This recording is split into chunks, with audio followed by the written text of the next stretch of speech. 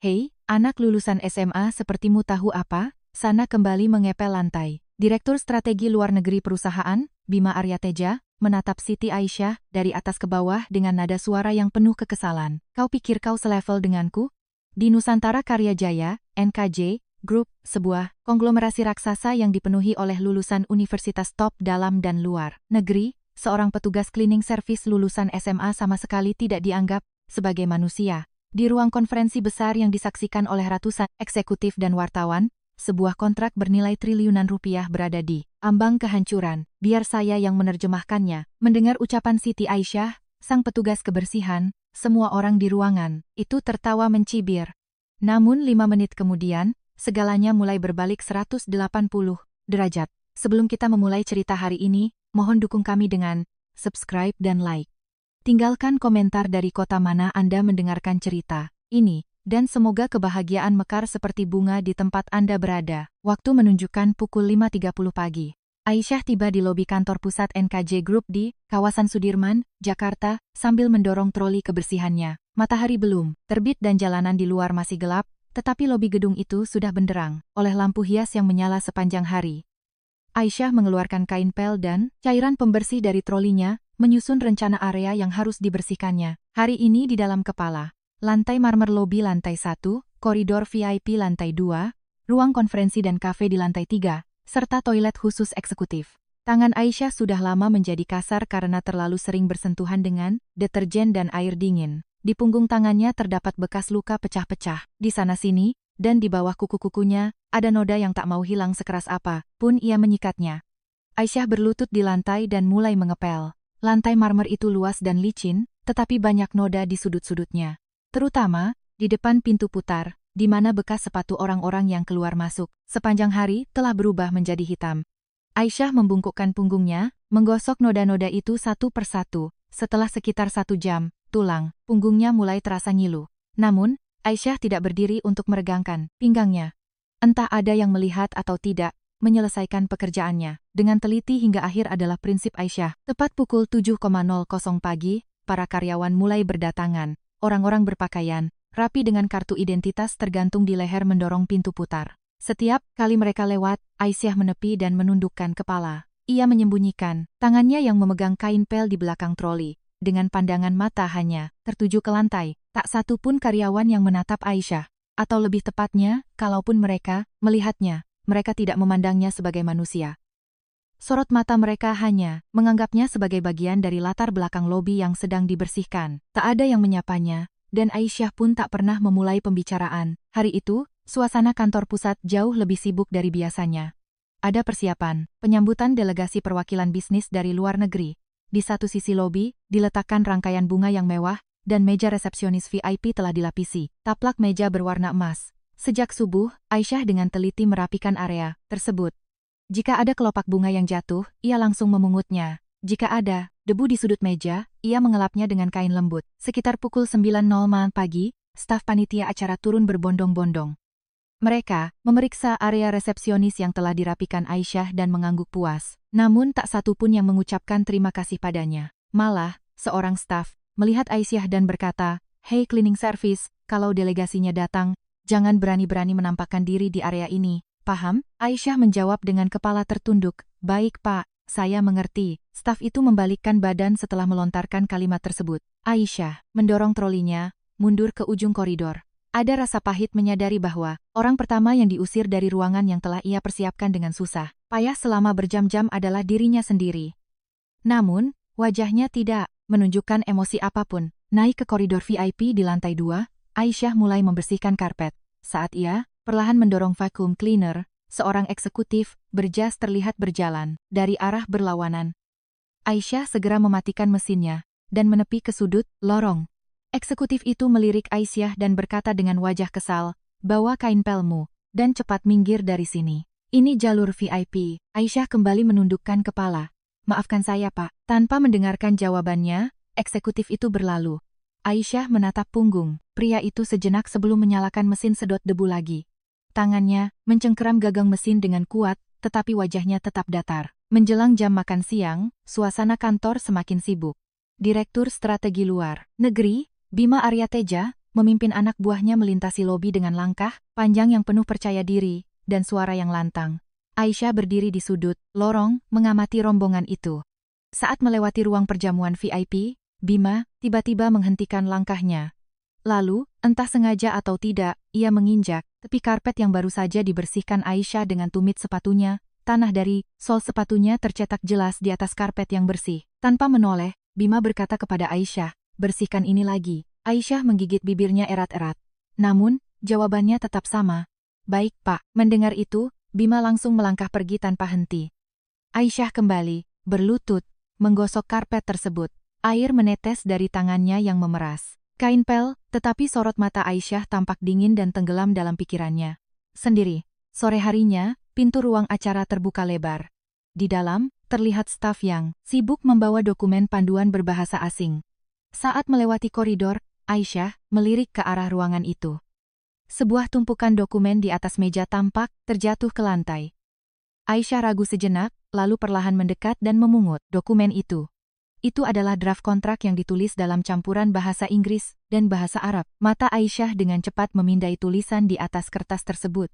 Klausul hak operasional, batasan ganti rugi, dan item transfer teknologi langsung tertangkap oleh matanya. Saat itu, seorang staf panitia melihat Aisyah dan menghampirinya. Emangnya kau bisa membacanya?" Suaranya penuh nada ejekan. Aisyah buru-buru meletakkan dokumen itu ke atas meja dan menundukkan kepala. "Maaf, kertasnya tadi jatuh ke lantai." Staf itu mendengus. "Tukang bersih-bersih, urus saja pel-pelanmu. Jangan buang-buang waktu memegang hal yang aneh-aneh." Aisyah mundur tanpa menjawab. Namun, dalam momen singkat itu, isi dokumen yang dilihatnya telah menempel kuat di kepalanya. Setiap angka dan kalimat terekam dengan sangat jelas. Aisyah kembali mendorong trolinya melintasi koridor. Tiba-tiba, suara Bima Aryateja terdengar dari dalam ruang acara. "Masalah penerjemah sudah beres belum? Delegasinya datang besok, kalian jangan, manma." Terdengar suara staf yang menjawab dengan panik. Aisyah menghentikan langkahnya dan mempertajam pendengaran. Terdengar obrolan bahwa penerjemah utama mendadak tidak bisa hadir. Aisyah menggelengkan kepala dan kembali berjalan. Ia sadar, ini bukan tempatnya untuk ikut campur. Jika seorang petugas kebersihan lulusan SMA menawarkan diri menjadi penerjemah, sudah pasti ia hanya akan ditertawakan. Pukul 6.00 sore, sebagian besar karyawan telah pulang. Namun, pekerjaan Aisyah belum selesai. Justru inilah waktu yang sebenarnya untuk membersihkan ruang rapat, toilet, dan koridor yang telah digunakan seharian harus dirapikan kembali. Aisyah naik ke ruang rapat di lantai 3. Di atas meja berserakan sisa cangkir, kopi dan remah-remah makanan ringan. Aisyah mengambil kantong sampah, membersihkannya satu persatu, dan mengelap meja. Tiba-tiba, ia menemukan sebuah kartu nama yang jatuh di bawah kursi. Saat mengambilnya, ia melihat nama perusahaan asing. Di sebelah nama perusahaan yang ditulis dalam huruf Arab, tertera juga jabatan dalam bahasa Inggris. Aisyah menatap kartu nama itu cukup lama, lalu bergumam pelan, "Perjanjian, transfer teknologi dan hak operasional perusahaan Petrokimia Timur Tengah." Suara Aisyah menguap di udara koridor yang sepi. Setelah meletakkan kartu nama, itu kembali ke atas meja, Aisyah kembali memegang kain pelnya. Namun, di sudut hatinya, ada getaran aneh yang mulai bergejolak. Pukul 9.00 malam, barulah Aisyah selesai dengan pekerjaannya. Setelah menyimpan trolinya ke gudang dan turun ke lobi, gedung itu sudah kosong melompong. Hanya cahaya dari lampu gantung kristal yang tumpah dari langit-langit.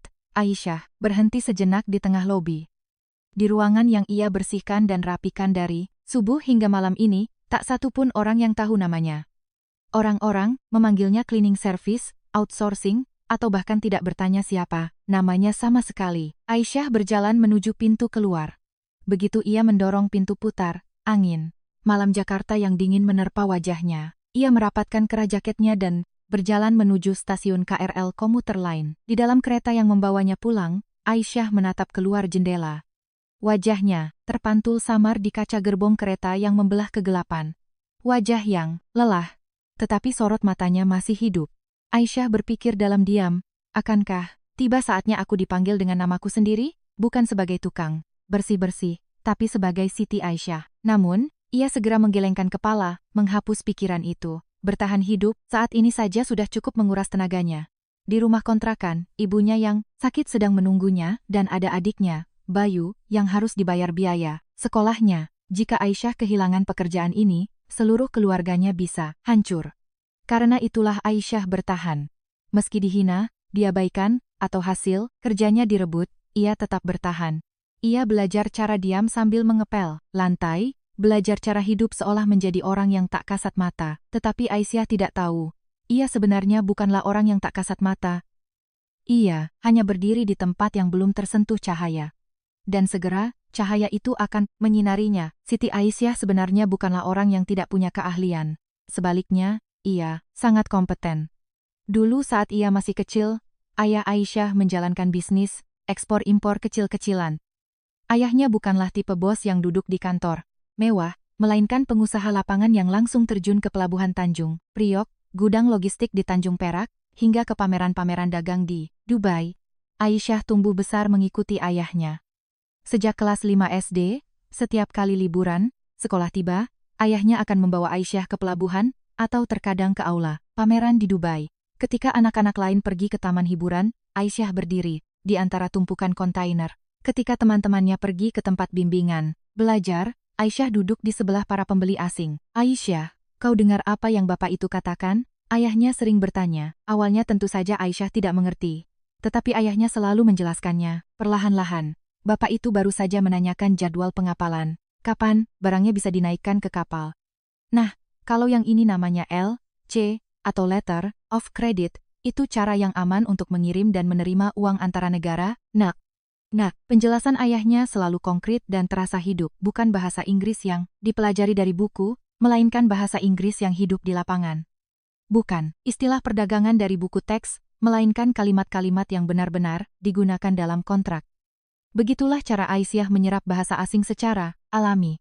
Bahasa Inggris adalah hal dasar, dan karena sering bertemu dengan pembeli dari Timur Tengah, sapaan serta ungkapan dasar bahasa Arab pun sangat akrab di telinganya. Duduk di sebelah ayahnya yang sedang merapikan dokumen pengiriman, Aisyah belajar apa itu L Bill of Lading, apa itu invoice, dan mengapa packing list dibutuhkan. Saat liburan musim panas kelas 2 SMP, ayahnya membawa Aisyah ke pameran bahan bangunan di Dubai. Aula pameran raksasa itu dipenuhi orang-orang dari berbagai negara, dan Aisyah duduk di sudut stan ayahnya, membantu membagikan air atau menyusun brosur. Ia senang bekerja di sebelah ayahnya, berlari-lari di lapangan. Itu jauh lebih menyenangkan daripada pelajaran sekolah, dan di atas segalanya, waktu yang dihabiskan bersama ayahnya adalah kebahagiaan terbesar. Namun, kebahagiaan itu tidak bertahan lama. Saat musim hujan di tahun pertamanya, di SMA kelas 1 SMA, ayahnya pergi menemui klien seperti biasa, tetapi malam itu ia tak pernah kembali. Serangan jantung akut. Saat dilarikan ke rumah sakit, semuanya sudah terlambat. Ayahnya pergi meninggalkan dunia ini. Rumah duka dipenuhi oleh rekan-rekan bisnis ayahnya. Namun, begitu pemakaman selesai, mereka semua pergi. Perusahaan dagang kecil milik ayahnya mulai goyah, dan karena ayahnya sudah tiada, utang menumpuk. Klien-klien satu persatu memutus kontak.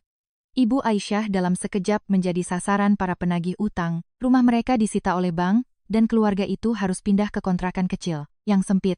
Lebih parah lagi, ibunya jatuh pingsan karena stres yang ekstrem dan harus dirawat di rumah sakit. Pada musim dingin tahun itu, Aisyah menerima surat penerimaan mahasiswi baru dari universitas terkemuka di Jakarta, jurusan bisnis internasional. Itu adalah jalan yang pernah ia impikan bersama ayahnya. Namun, dengan menggenggam tagihan biaya kuliah di tangannya, Aisyah hanya bisa berdiri mematung. Biaya UKT, uang kuliah tunggal, untuk satu semester adalah 15 juta rupiah. Ditambah dengan biaya hidup, ia butuh setidaknya 25 juta. Di tangannya, Aisyah hanya memiliki uang 1,5 juta rupiah, dan biaya rumah sakit ibunya terus menumpuk. Setiap bulan, "Kak, aku berhenti sekolah saja." "Ya," kata Bayu, adiknya yang saat itu duduk di bangku kelas 2 SMP. Dengan hati-hati, Aisyah menggeleng cepat. "Tidak, kamu harus terus sekolah." "Lalu, kuliah kakak bagaimana?" Aisyah tidak bisa menjawab. Menyimpan surat penerimaan universitas itu di laci paling dalam, Aisyah menangis dalam diam. Namun, setelah menyeka air matanya, Aisyah membulatkan tekad. Saat ini, mencari uang dan bertanggung jawab atas keluarganya adalah prioritas utama. Setelah lulus SMA, Aisyah langsung mencari pekerjaan. Awalnya ia bekerja shift malam di minimarket, dan siangnya menjadi pelayan restoran. Ia bertahan dengan hanya tidur 4 jam sehari, tetapi uang itu sama sekali tidak cukup untuk menutupi biaya rumah sakit ibunya dan sekolah adiknya. Di tengah kebuntuan itu, Aisyah melihat lowongan pekerjaan outsourcing cleaning, servis di kantor pusat NKJ Group. Gajinya sedikit lebih tinggi dari tempat lain, dan yang terpenting, pekerjaan itu memberikan jaminan asuransi kesehatan, BPJS penuh. Aisyah melamar tanpa ragu, dan seminggu kemudian ia menerima kabar kelulusan. Kau tidak apa-apa bekerja sebagai tukang bersih-bersih? Tanya staf HRD saat wawancara. Aisyah mengangguk tegas. Ya, saya tidak apa-apa. Saya akan bekerja keras. Begitulah akhirnya Aisyah menjadi petugas kebersihan di NKJ Group. Itu adalah 1 tahun setelah ia menerima surat penerimaan dari universitas impiannya. Saat teman-teman sebayanya berjalan-jalan di kampus, Aisyah memegang kain pel dan membersihkan koridor kantor. Saat teman-temannya mengerjakan tugas kuliah dan ikut UKM kampus, Aisyah menyikat kloset dan mengosongkan tempat sampah. Awalnya sangat berat, secara fisik melelahkan, tapi batinnya jauh lebih tersiksa. Setiap kali melihat media sosial teman-teman SMA-nya, rasanya sebagian, hatinya hancur. Foto-foto acara kampus, sertifikat exchange student ke luar negeri, atau foto kebersamaan acara makrab malam keakraban. Setiap kali unggahan itu muncul, Aisyah ingin mematikan ponselnya. Namun, Aisyah bertahan. Ia berusaha melupakan masa lalunya.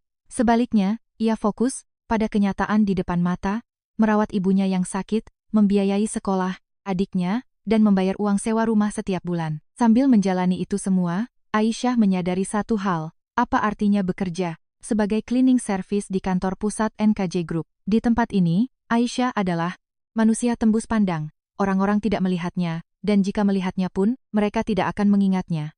Yang mengetahui nama Aisyah hanyalah rekan-rekan, sesama tim kebersihan. Bagi karyawan kantor, Aisyah tak lebih dari sekadar orang yang bertugas membersihkan lantai. Pada awalnya, ia marah dengan kenyataan ini, tetapi Aisyah memilih bungkam. Ia takut jika ia bertindak gegabah, ia akan kehilangan pekerjaannya. Aisyah belajar untuk diam. Meskipun ia tahu sesuatu, ia pura-pura tidak tahu. Meskipun ia bisa melakukan sesuatu, ia menyembunyikannya. Setiap kali ia melihat dokumen berbahasa asing jatuh di koridor, matanya otomatis membaca isinya, namun ia akan dengan cepat memalingkan muka. Jika ia mendengar eksekutif berbicara di telepon dalam bahasa Inggris, ia memahami isinya tetapi pura-pura tuli. Itulah jalan yang paling aman. Itulah caranya bertahan hidup. Suatu malam, Aisyah sedang membersihkan ruang rapat di lantai 3 ketika ia melihat setumpuk dokumen tertinggal di atas meja. Itu adalah draft kontrak dari luar negeri yang ditinggalkan seseorang. Aisyah menoleh ke kiri dan kanan, lalu dengan hati-hati melihat halaman pertama. Itu adalah dokumen dengan teks bahasa Inggris dan bahasa Arab berdampingan. Masa hak operasional 5 tahun. Batasan transfer teknologi terbatas. Klausul batasan ganti rugi ditetapkan. Segala istilah itu langsung masuk ke otaknya. Seketika, kenangan saat ia meninjau kontrak bersama ayahnya terlintas di benaknya. Aisyah tahu tidak apa yang paling penting di dalam sebuah kontrak? Angka, Pak, itu juga benar. Tapi yang lebih penting adalah subjek tanggung jawab. Siapa yang bertanggung jawab menanggung risiko? Itu yang paling penting. Suara ayahnya seolah terdengar jelas di telinganya. Aisyah berdiri menatap. Dokumen itu cukup lama. Tiba-tiba, suara langkah kaki terdengar dari koridor. Ia tersentak kaget dan buru-buru meletakkan dokumen itu kembali ke posisinya. Jantungnya berdebar kencang. Ia merasa seperti baru saja melakukan kesalahan besar. Namun di saat yang bersamaan, ada debaran aneh yang menyenangkan. Rasanya seperti sudah lama sekali, ia tidak melihat sesuatu yang ia pahami dan keahlian yang ia kuasai. Malam itu, setelah pulang ke rumah, Aisyah mengeluarkan sebuah kardus tua. Kardus itu berisi dokumen perdagangan, kartu nama, dan brosur pameran peninggalan ayahnya. Aisyah membuka dokumen-dokumen itu satu persatu dan menyentuhnya perlahan. Dokumen pengiriman barang, invoice, format kontrak semua, yang biasa ia lihat di sebelah ayahnya semasa kecil. Aisyah membaca dokumen-dokumen itu sambil menangis dalam diam. Bapak, apa yang sedang kulakukan sekarang? Tak ada jawaban. Namun Aisyah tahu, saat ini adalah masa untuk bertahan. Akan tiba harinya di mana kemampuannya akan berguna kembali. Menutup kembali kardus itu, Aisyah berjanji pada dirinya sendiri. Meski saat ini ia hanya bisa mengepel lantai dalam diam, suatu saat nanti ia pasti akan bisa bersuara. Demi hari itu, sekarang ia harus bersabar. Pagi hari kunjungan delegasi luar negeri. Aisyah datang 1 jam lebih awal dari biasanya. Hari ini adalah hari penting di mana delegasi perusahaan petrokimia Timur Tengah berkunjung ke NKJ Group, dan seluruh kantor diliputi ketegangan. Bangun pada pukul 4.000 pagi, Aisyah bergegas meninggalkan rumah. Ibunya masih tidur, dan adiknya, Bayu, mendengkur di balik selimut. Aisyah menutup pintu dengan pelan dan menuruni tangga. Tiba di kantor, waktu menunjukkan pukul 6.00 pagi. Di lobi, sudah ada beberapa petugas kebersihan yang datang lebih awal untuk mempersiapkan acara hari itu. Aisyah, hari ini kamu urus area VIP ya? Panggil Pak Joko, Supervisor Cleaning. Aisyah mengangguk. Baik Pak, pastikan koridor ruang perjamuan lantai 2 dan toiletnya tanpa celah. Hari ini, tamu dari Timur Tengah datang, pihak manajemen sedang kalang kabut. Tolong kerja, ekstra keras. Saya akan kerjakan dengan teliti. Aisyah mendorong trolinya ke lantai 2. Koridor menuju ruang perjamuan VIP jauh lebih lebar dan mewah daripada biasanya. Lantai marmernya mengkilap seperti cermin, dan dindingnya dihiasi lukisan mahal. Aisyah berlutut dan mulai menggosok lantai. Ia memastikan tak ada setitik pun debu yang tersisa. Tangannya kedinginan karena air, tetapi ia menahannya. Yang ada di kepalanya hanyalah memastikan semuanya sempurna hari ini. Pukul 7.00 pagi, staf panitia naik dengan tergesa-gesa. Mereka masuk ke ruang perjamuan untuk mengecek susunan meja, menguji sound system, dan meletakkan name tag tamu. Aisyah memarkir trolinya di sudut dan memperhatikan mereka bekerja. Seorang staf keluar membawa papan tanda selamat datang yang akan diletakkan di pintu masuk. Papan itu berisi tulisan bahasa Inggris dan bahasa Arab. Namun saat meletakkannya, staf itu tak sengaja menjatuhkannya. Prak, papan itu membentur lantai. Dengan wajah kesal, ia mendirikan kembali papan itu. Namun, mata Aisyah menangkap sesuatu yang aneh. Ejaan bahasa Arab pada papan itu tampaknya keliru. Aisyah mendekat dan memperhatikannya. Kalimat yang seharusnya berarti selamat datang kehilangan satu huruf penting di tengahnya.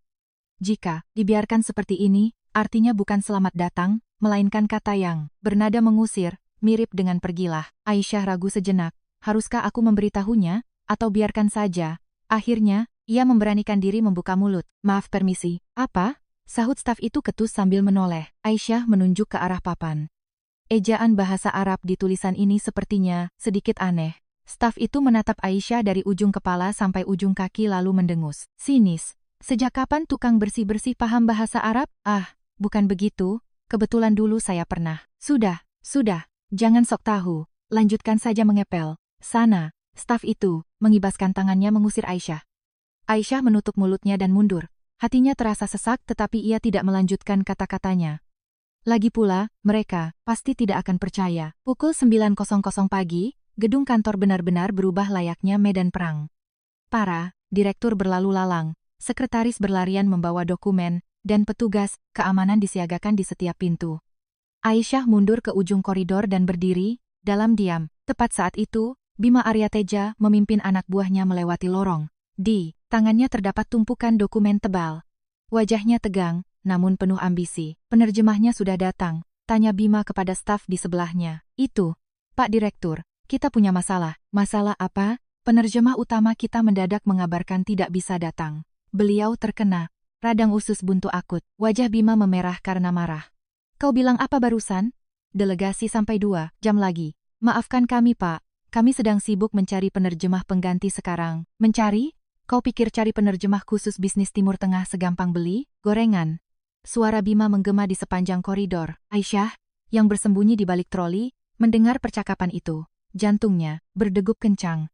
Ia ingin berteriak bahwa ia bisa melakukannya, bahwa ia bisa membantu, tetapi mulutnya terkunci rapat. Setelah rombongan Bima berlalu, Aisyah menghela napas panjang.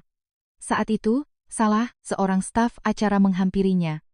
Cleaning service. Aisyah mendongak. Ya, kalau tamunya datang, jangan pernah menampakkan diri di koridor ini, paham? Jangan sampai tamu lihat ada orang lagi ngepel. Baik, Pak. Dan, cek lagi toilet di sana sekarang juga. Itu khusus buat tamu, harus sempurna. Baru saja saya bersihkan. Pak, kalau sudah bersihkan lagi, kamu tahu kan betapa pentingnya hari ini? Kerja, kok perhitungan? Staf itu berbalik pergi tanpa menunggu jawaban. Aisyah mengepalkan tangannya, kuat-kuat, lalu berjalan ke arah toilet.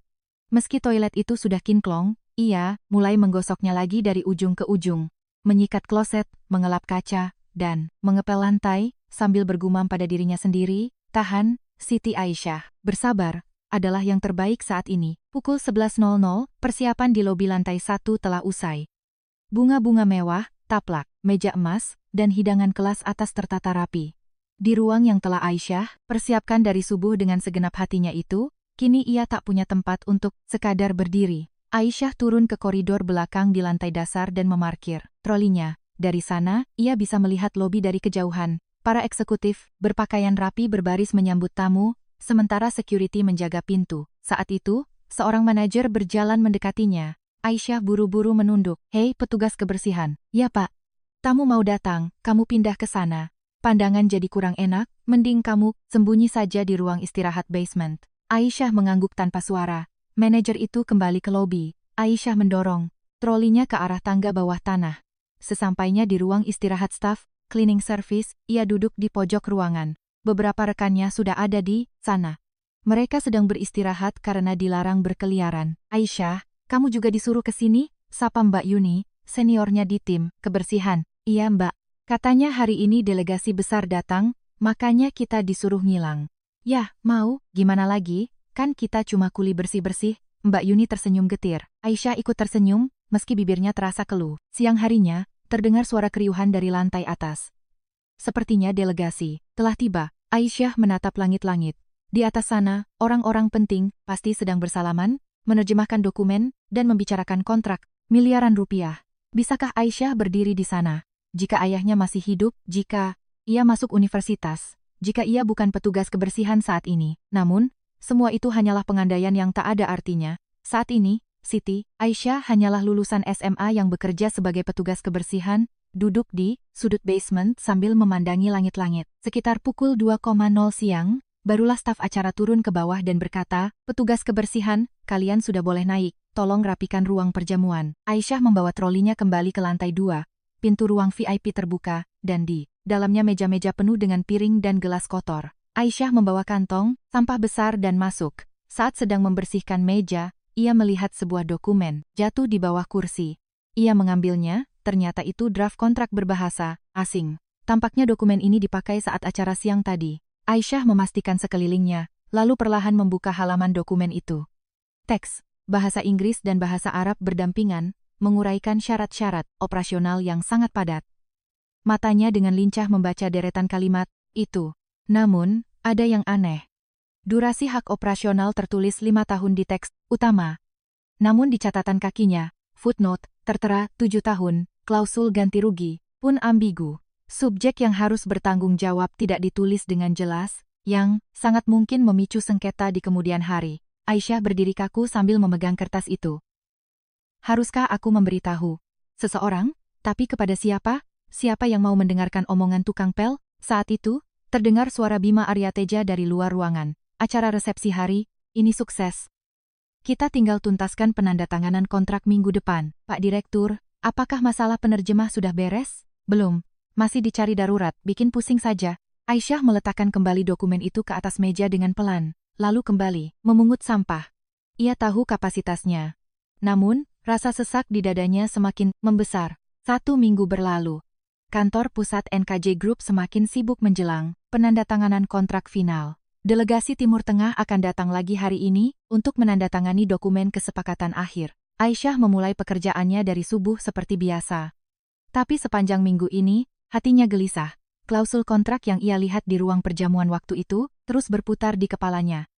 Perbedaan masa kontrak, klausul ganti rugi yang rancu, hingga batasan transfer teknologi yang ambigu. Haruskah ia bicara? Tapi, pada siapa? Saat ia membenarkan ejaan bahasa Arab minggu lalu saja, ia dicemooh. Apalagi jika tukang bersih-bersih lulusan SMA berani membahas pasal-pasal kontrak, cemoohan yang diterimanya pasti akan jauh lebih menyakitkan. Aisyah menggelengkan kepalanya sambil memeras kain pel. "Kerjakan saja tugasmu, hiduplah sebagai orang tak kasat mata," bisiknya menenangkan diri. Sekitar pukul 3.00 sore, Aisyah sedang mengepel koridor di dekat ruang perjamuan, lantai 2. Di dalam sana, jamuan makan siang VIP sedang berlangsung, dan alunan musik mewah serta suara gelak tawa sayup-sayup terdengar dari balik pintu. Aisyah meletakkan trolinya di ujung lorong dan mengepel dalam diam. Tiba-tiba, dari dalam ruang perjamuan terdengar suara jeritan. "Hah, ada apa ini? Dokter? Apa ada dokter di sini?" Teriakan panik menembus dinding ruangan. Aisyah melepaskan kain pelnya dan mendongak. Pintu ruangan terbuka lebar dan seorang staf berlari keluar dengan panik. "Panggil ambulans, cepat!" Wajah staf itu pucat pasi, jantung Aisyah mencelos. Sesuatu yang buruk pasti terjadi. Ia ragu sejenak, namun perlahan mendekati celah pintu. Dari luar, ia bisa melihat kerumunan orang dan seseorang tergeletak di lantai. Itu adalah salah satu tamu delegasi Timur Tengah. Di sebelah tamu yang pingsan itu, dua orang pengawalnya meneriakkan sesuatu dalam bahasa Arab dengan sangat histeris. Namun, tak satu pun orang di sekitarnya yang mengerti bahasa mereka, membuat suasana semakin kacau. Mereka ngomong apa sih? Penerjemahnya kemana? Cepat panggil ambulans, dulu. Suara hiruk-pikuk memenuhi ruangan. Dari celah pintu, mata Aisyah memperhatikan gerak bibir sang pengawal. Kata-kata bahasa Arab mereka masuk ke telinganya. Alergi makanan, dia butuh EpiPen. Mana EpiPennya? Cepat, kalau tidak, dia bisa sesak napas. Jantung Aisyah berdetak kencang.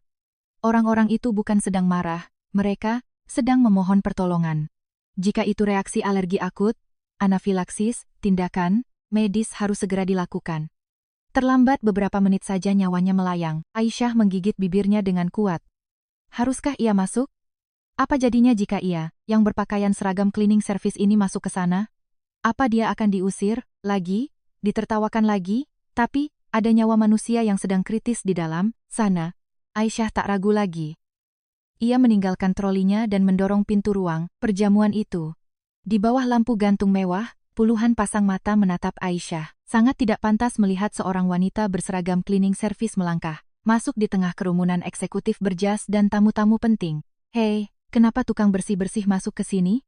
Bisik seseorang, namun Aisyah tidak peduli. Ia menerobos maju menuju orang yang tergeletak di lantai. Pengawal tamu itu berteriak padanya, dan Aisyah langsung menjawab dalam bahasa Arab. Apakah ini syok alergi? Mata pengawal itu terbelalak kaget.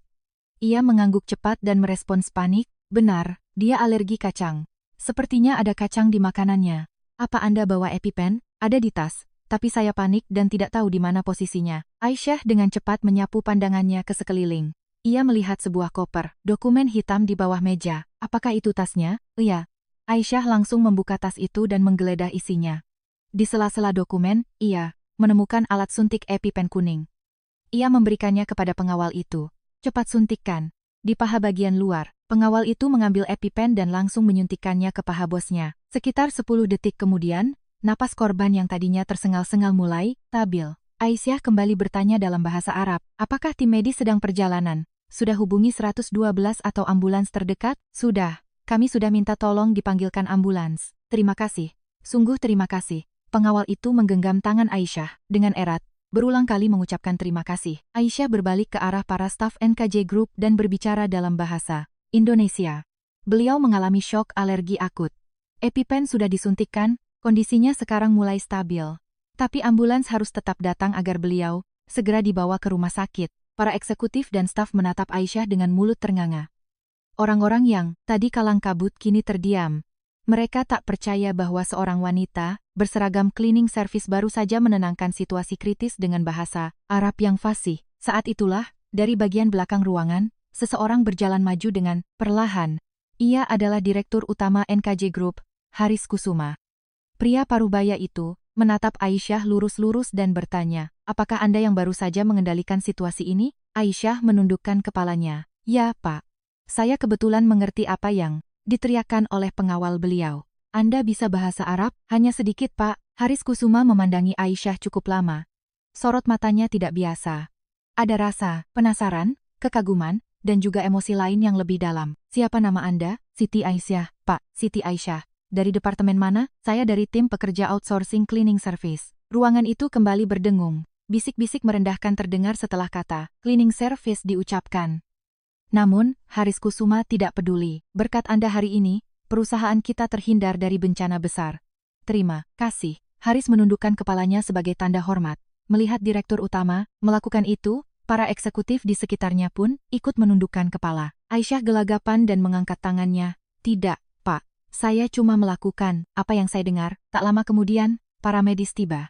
Tamu delegasi itu ditandu keluar, diikuti oleh para pengawalnya. Saat melewati pintu, salah satu pengawal menoleh dan membungkuk dalam-dalam kepada Aisyah. Setelah ruangan kembali tenang, orang-orang kembali ke posisinya masing-masing. Tapi tatapan mereka kepada Aisyah telah berubah. Tukang bersih-bersih yang tadinya tembus pandang, kini terlihat sebagai manusia seutuhnya di mata mereka. Aisyah berjalan keluar koridor dengan tenang. Trolinya masih terparkir di tempat semula. Ia memegang gagang troli dan menghela napas panjang. Jantungnya berdebar kencang dan tangannya bergetar. Apa yang baru saja kulakukan? Apa aku benar-benar masuk ke sana? Saat Aisyah baru saja akan mengambil kain pelnya, ia mengurungkan niat. Seseorang berjalan dari ujung koridor. Itu adalah Direktur Utama Haris Kusuma. Ia berhenti tepat di depan Aisyah. Siti Aisyah. Ya Pak Direktur, di mana Anda belajar bahasa Arab? Aisyah ragu sejenak, lalu menjawab pelan. Saya belajar secara alami karena sering ikut almarhum ayah saya dinas ke luar negeri. Apa pekerjaan ayah Anda? Beliau memiliki bisnis ekspor-impor kecil. Haris menganggukkan kepala perlahan. Lalu dengan tenang ia bertanya, apakah Anda punya waktu besok pagi? Besok, Pak, ada masalah mendesak. Saya butuh bantuan Anda. Aisyah berkedip bingung. Ia tidak paham apa maksudnya. Saya ini, petugas kebersihan Pak. Saya tahu, tapi yang saya butuhkan besok bukan untuk mengepel lantai, melainkan menerjemahkan. Haris menatap tepat ke mata Aisyah. Besok ada negosiasi penting dengan delegasi Timur Tengah. Penerjemah utama kami mendadak tidak bisa datang, dan mencari pengganti dalam waktu singkat sangat sulit. Bisakah Anda membantu? Aisyah membuka dan menutup mulutnya. Dirinya menjadi penerjemah? Ia yang bukan tenaga profesional? Pak Direktur, saya bukan penerjemah profesional. Saya hanya tahu sedikit. Melihat apa yang Anda lakukan hari ini sudah cukup bagi saya. Di saat krisis, tak ada seorang pun di ruangan itu yang mampu mengambil keputusan secepat dan setepat Anda. Nada suara Haris terdengar tegas. Yang saya butuhkan sekarang, bukan sertifikat atau ijazah mewah, melainkan keahlian nyata. Dan saya yakin, Anda memilikinya. Dada Aisyah bergemuruh. Rasa takut dan harapan datang secara bersamaan. Apakah ini kesempatan, ataukah jalan menuju kegagalan yang lebih besar? Namun Aisyah tahu, jika ia menolaknya sekarang, kesempatan seperti ini takkan pernah datang lagi seumur hidupnya. Aisyah mengangguk pelan. Saya akan mencobanya. Untuk pertama kalinya, Haris Kusuma tersenyum. Terima kasih. Datanglah ke ruang rapat lantai 3 besok jam 9 pagi. Saya akan memberikan waktu bagi Anda untuk meninjau materi kontraknya terlebih dahulu. Setelah Haris berbalik pergi, Aisyah mematung di tempatnya berdiri. Apa yang baru saja terjadi? Petugas kebersihan lulusan SMA diminta menjadi penerjemah untuk Direktur Utama. Aisyah mencengkeram kuat gagang trolinya. Telapak tangannya berkeringat. Namun, anehnya, seulas senyum merekah di bibirnya. Akhirnya, secercah cahaya mulai menyentuhnya. Manusia yang tak kasat mata itu perlahan mulai terlihat. Malam itu, Aisyah tak bisa tidur. Ia berbaring di atas kasur, menatap langit-langit kamar, lalu bangkit dan duduk di depan meja belajarnya berulang kali. Kata-kata jam 9 pagi di lantai 3, penerjemah rapat dengan delegasi Timur Tengah terus berdengung di kepalanya. Menjelang pukul 2.00 pagi, Aisyah membuka laci mejanya. Di dalamnya terdapat dokumen perdagangan peninggalan ayahnya yang tersusun rapi. Aisyah mengeluarkan dokumen itu satu persatu dan membukanya. Draft kontrak, bill of lading, invoice, letter of credit. Meski kertas-kertas itu sudah menguning, bagi Aisyah, semuanya adalah harta karun. Jari Aisyah menelusuri guratan tulisan tangan ayahnya, seraya berbisik, Bapak, apakah Aisyah bisa melakukannya besok? Aisyah tahu, seandainya ayahnya ada di sini, ayahnya pasti akan menjawab, tentu saja kamu bisa nak. Kamu akan melakukannya lebih hebat dari siapapun. Aisyah menyeka air matanya dan merapikan kembali dokumen itu. Ia mengambil buku, catatan kecil, dan mulai menulis daftar istilah bisnis internasional yang ia ingat. Penjelasan ayahnya di masa lalu kembali hidup di kepalanya. Pukul 5.00 pagi, Aisyah akhirnya memejamkan mata sejenak. Namun belum sempat alarm berbunyi, matanya sudah terbuka. Jantungnya berdebar begitu kencang hingga ia tak bisa tidur lagi. Aisyah segera mandi dan berpakaian. Awalnya ia meraih seragam hijaunya secara otomatis, tetapi tangannya terhenti. Hari ini ia akan masuk ke ruang rapat VIP. Pantaskah ia memakai seragam kebersihan? Setelah ragu sejenak, Aisyah mengambil celana panjang bahan berwarna hitam dan kemeja putih dari bagian terdalam lemarinya. Itu adalah pakaian yang ia kenakan saat wawancara pendaftaran kampus bertahun-tahun lalu. Meski sudah lama, untungnya masih muat. Berkaca di cermin, rasanya ada sosok asing yang membalas tatapannya. Sangat canggung melihat dirinya memakai pakaian formal, bukan seragam petugas kebersihan. Aisyah mengikat rambutnya dengan rapi dan meninggalkan rumah. Tiba di kantor, pukul 8.00 pagi, 1 jam lebih awal. Saat melintasi lobi, petugas keamanan menatapnya tak berkedip. Loh, ini Mbak Aisyah kan? Iya Pak, selamat pagi. Hari ini nggak pakai seragam bersih-bersih? Hari ini saya ada tugas lain, Pak. Pak Satpam menggaruk kepalanya bingung dan membiarkannya lewat. Aisyah naik lift ke lantai 3. Langkah kakinya terasa berbeda. Berjalan di koridor tanpa mendorong troli, tanpa membawa kain pel, melainkan menenteng tas kerja kecil perasaannya. Sungguh luar biasa. Sesampainya di depan ruang konferensi lantai 3, seorang sekretaris sudah berdiri, menunggunya. Mbak Siti Aisyah, benar? Iya, Bapak Haris sudah menunggu di dalam. Silakan masuk. Sekretaris itu membukakan pintu. Aisyah menarik napas dalam-dalam dan melangkah masuk. Ruangan itu luas dan mewah. Di ujung meja panjang, Haris Kusuma sedang duduk meninjau dokumen. Begitu Aisyah masuk, Haris mendongak. Anda sudah datang. Silakan duduk. Aisyah menarik kursi dan duduk dengan hati-hati. Haris mendorong setumpuk dokumen tebal ke hadapan Aisyah. Ini draft kontrak yang akan dinegosiasikan hari ini. Saya berikan waktu 1 jam untuk Anda mempelajarinya. Aisyah menerima dokumen itu. Sampulnya bertuliskan draft perjanjian kemitraan dan hak operasional Petrokimia Timur Tengah, NKJ Group. Aisyah membuka halaman pertama. Isinya dwibahasa, Inggris dan Arab, mulai dari masa berlaku hak operasional, batasan transfer teknologi, klausul ganti rugi, hingga penyelesaian sengketa. Klausul-klausul rumit berjejer di setiap halamannya. Aisyah mengeluarkan buku catatannya dan mulai merangkum poin-poin penting. Ia mengecek ulang setiap angka, menggarisbawahi frasa yang ambigu, dan mencatat istilah bahasa Arab yang mungkin akan mengecoh. 1 jam berlalu dengan cepat. Haris kembali membuka percakapan. Bagaimana? Adakah bagian yang sekiranya sulit? Aisyah ragu sejenak, lalu memberanikan diri berbicara.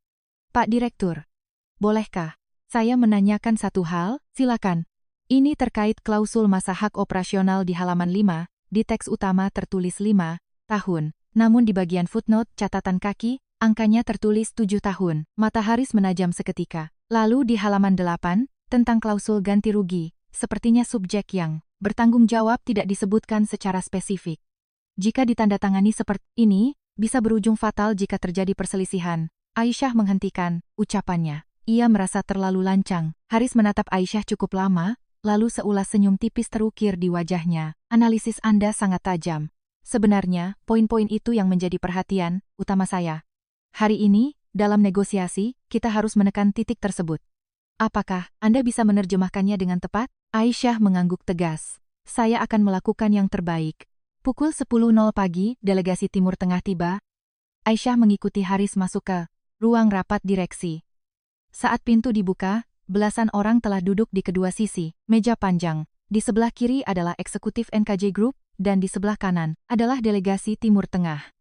Di antara mereka, tersedia 1 kursi kosong untuk penerjemah kursi Aisyah. Begitu Aisyah duduk, semua mata tertuju padanya. Terutama tatapan Direktur Strategi Luar Negeri, Bima Aryateja, yang seketika berubah sinis. Bima mendekat ke arah Haris dan berbisik, Pak Direktur Utama, orang ini yang mau jadi penerjemah?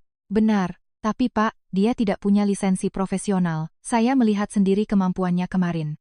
Menurut saya, dia sangat mampu, potong Haris tegas. Bima tak bisa berkata apa-apa, dan menutup mulutnya rapat-rapat.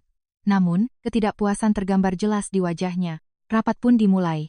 Ketua Delegasi Timur Tengah membuka suara dalam bahasa Arab. Hari ini adalah momentum penentuan detail akhir kontrak.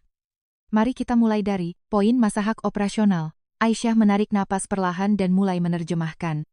Beliau menyampaikan, hari ini adalah penentuan detail akhir kontrak. Kita akan memulai negosiasi mengenai masa hak operasional. Meski awalnya suaranya sedikit gemetar, intonasi Aisyah sangat jelas dan rapi. Delegasi Timur Tengah mengangguk mengerti sambil melihat Aisyah. Haris juga menatapnya dengan raut wajah puas. Negosiasi memanas. Aisyah berhasil menyampaikan maksud kedua belah pihak dengan akurasi tinggi. Ia tidak hanya menerjemahkan kata demi kata, tetapi juga berhasil menangkap nuansa bisnis di baliknya. Pihak kami mengusulkan masa hak operasional selama 7 tahun, ucap Ketua Delegasi Timur Tengah. Sambil menerjemahkan, Aisyah melirik ke arah Haris. Haris menggeleng tipis dan membalas, 7 tahun terlalu lama. Pihak kami menuntut 5 tahun. Ketika Aisyah menerjemahkan balik ke bahasa Arab, delegasi itu membuka dokumen mereka. Tetapi di catatan kaki kontrak, bukankah sudah tercantum 7 tahun? Aisyah menerjemahkannya tanpa meleset sedikit pun. Mendengar terjemahan itu, pihak NKJ Group langsung kelabakan memeriksa berkas mereka. Wajah Bima Aryateja menegang hebat. Haris dengan tenang mengambil alih. Catatan kaki itu adalah kesalahan draft. Teks utamalah yang mengikat secara hukum. Kita tetap pada kesepakatan awal. 5 tahun. Begitu Aisyah menyampaikannya dalam bahasa Arab, perwakilan delegasi itu saling bertukar pandang. Setelah berdiskusi singkat dalam bahasa mereka, sang ketua berkata, "Baiklah, kami setuju 5 tahun. Namun sebagai kompensasinya, batasan transfer teknologi harus diperluas." Rapat alot itu berlangsung selama 3 jam. Aisyah terus menerjemahkan tanpa henti, tenggorokannya kering, namun tak ada jeda untuk sekadar minum air. Selama proses itu, Bima beberapa kali menatap sinis ke arah Aisyah. Terutama saat Aisyah, dengan cerdas membidik celah-celah poin rancu di dalam kontrak, wajah Bima semakin kelam. Pukul 1.00 siang, rapat selesai. Delegasi Timur Tengah bangkit dengan wajah puas. Ketua delegasi itu menghampiri Aisyah dan mengulurkan tangannya. Terjemahan yang luar biasa. "Berkat Anda, negosiasi hari ini berjalan sangat mulus. Terima kasih." Aisyah menyambut jabat tangan itu dan menjawab dengan bahasa Arab. Setelah delegasi itu keluar, hanya tersisa petinggi NKJ Group di ruangan. Haris memandang Aisyah dan berkata, "Kerja yang bagus. Sempurna. Terima kasih, Pak Direktur. Ke depan akan ada lebih banyak proyek seperti ini. Bersediakah Anda untuk terus membantu saya di divisi ini?" Aisyah terbelalak. "Terus bekerja di sini, Pak?" "Ya. Untuk sementara, jadilah asisten staf dan penerjemah eksekutif. Mengenai gaji dan fasilitas, staf HRD akan menyesuaikannya kembali." Aisyah menatap Haris seolah tak percaya. Dirinya yang beberapa hari lalu masih memegang kain pel, kini menjadi asisten di sebelah direktur utama. "Apakah saya pantas menerimanya, Pak?" "Anda sendiri yang membuktikannya hari ini," jawab Haris dengan senyum hangat. Mata Aisyah berkaca-kaca. Sensasi diakui kemampuannya ternyata terasa sangat meluap-luap di dada. Setelah keluar dari ruang rapat, Aisyah terdiam sejenak di koridor. Di lantai bawah, troli kebersihannya pasti masih ada di sana. Namun, kini, Aisyah tak perlu lagi mendorong troli itu. Aisyah mengepalkan tangannya. Inilah awal yang baru. Awal kebangkitannya dari titik paling bawah. 2 minggu berlalu sejak Aisyah bekerja secara langsung untuk direktur utama. HRD telah meresmikan perubahan statusnya, dan Aisyah mendapat bilik kerja kecil di lantai 3. Dari seorang petugas cleaning service, ia bertransformasi menjadi staf ahli dan asisten direktur utama. Namun, perubahan itu sangat dibenci oleh sebagian orang, terutama bagi Direktur Strategi Luar Negeri, Bima Aryateja. Bima adalah eksekutif senior yang telah mengabdi di NKJ Group selama 15 tahun, lulusan S2 Bisnis, MBA, dari Ivy League, Amerika, bahasa Inggris fasih, dan memiliki rekam jejak karier yang gemilang. Dengan gol mengamankan proyek Timur Tengah ini, ia sedang mengincar posisi wakil direktur utama, tapi entah dari mana datangnya, seorang wanita berijazah SMA mantan cleaning servis tiba-tiba merebut posisi di sebelah direktur utama. Bagi Bima, ini adalah penghinaan mutlak. Sore itu, Bima memanggil 2 stafnya ke ruangannya. "Sudah kalian gali semua latar belakang si Siti Aisyah itu?" "Sudah, Pak Bima. Setelah lulus SMA, dia kerja serabutan sebelum masuk kemari, sebagai pekerja alih daya, outsourcing. Keluarganya hanya ada ibunya yang sakit, kronis dan adik laki-laki yang masih SMP. Pendidikannya benar cuma lulusan SMA?" "Benar, Pak. Tidak ada rekam jejak ia pernah kuliah." Bima tersenyum penuh cibiran. "Cuma lulusan SMA tapi berani cari muka di sebelah." "Pak Haris, omong kosong apa ini?" 2 stafnya hanya tertunduk tanpa berani berkomentar. Bima menatap keluar jendela dan bergumam, perempuan itu tak bisa dibiarkan. Siapa tahu dia membisikkan hal-hal aneh kepada Pak Direktur Utama. Saat itu, telepon di meja Bima berdering. Panggilan dari ruang sekretariat, Direktur Utama. "Pak Bima, Bapak Haris meminta agar berkas terjemahan draft final proyek Timur Tengah diserahkan kepada Mbak Siti Aisyah terlebih dahulu untuk ditinjau." Wajah Bima langsung merah padam. "Kau bilang apa? Dokumennya tidak dikirim ke divisiku tapi ke meja si Aisyah?" "Iya, Pak. Itu instruksi langsung dari Pak Direktur." Membanting gagang telepon, Bima memukul mejanya keras-keras. Cangkir kopinya berguncang, dan stafnya terlonjak kaget. "Ini benar-benar gila. Aku, Direktur Strategi Luar Negeri, dilangkahi demi bocah, ingusan lulusan SMA?" Emosinya tak terbendung. Bima langsung berjalan menuju ruang kerja Aisyah di lantai 3. Aisyah sedang duduk meneliti dokumen terjemahan draft final di mejanya. Ia membaca dengan teliti pasal hak operasional, batasan ganti rugi, dan klausul transfer teknologi, sambil memberikan catatan di buku kerjanya. Tiba-tiba pintu terbuka dengan kasar dan Bima melangkah masuk. Aisyah terkejut dan buru-buru berdiri. "Selamat sore, Pak Bima." "Duduk." Suara Bima sedingin es. Ia berjalan menghampiri meja Aisyah dan menatap sinis ke arah dokumen di mejanya. Lagi ngapain kamu? Pak Direktur menugaskan saya untuk meninjau dokumen ini terlebih dahulu. Pak Direktur, peninjauan dokumen itu tugas dari divisiku. Bima mencibir. Anak, SMA tahu apa soal kontrak internasional? Emangnya kamu paham istilah hukumnya? Aisyah menggigit bibir bawahnya. Hatinya panas, tetapi ia menahan diri. Saya berusaha melakukan yang terbaik, Pak. Terbaik? Sebaik apapun usahamu, kamu nggak akan bisa mengalahkan tenaga profesional. Ngerti kamu? Bima merampas buku catatan Aisyah. Di dalamnya tercantum poin-poin krusial yang ditemukan Aisyah. Helm 5, ketidaksesuaian klausa dengan catatan kaki. Helm 8, tanggung jawab subjek tidak jelas. Helm 12, redaksi perihal teknologi inti, core. Sangat ambigu. Bima membuang buku catatan itu ke lantai dengan jijik. Halaman-halamannya terlipat dan kusut. Hal sepele kayak gini anak magang juga bisa.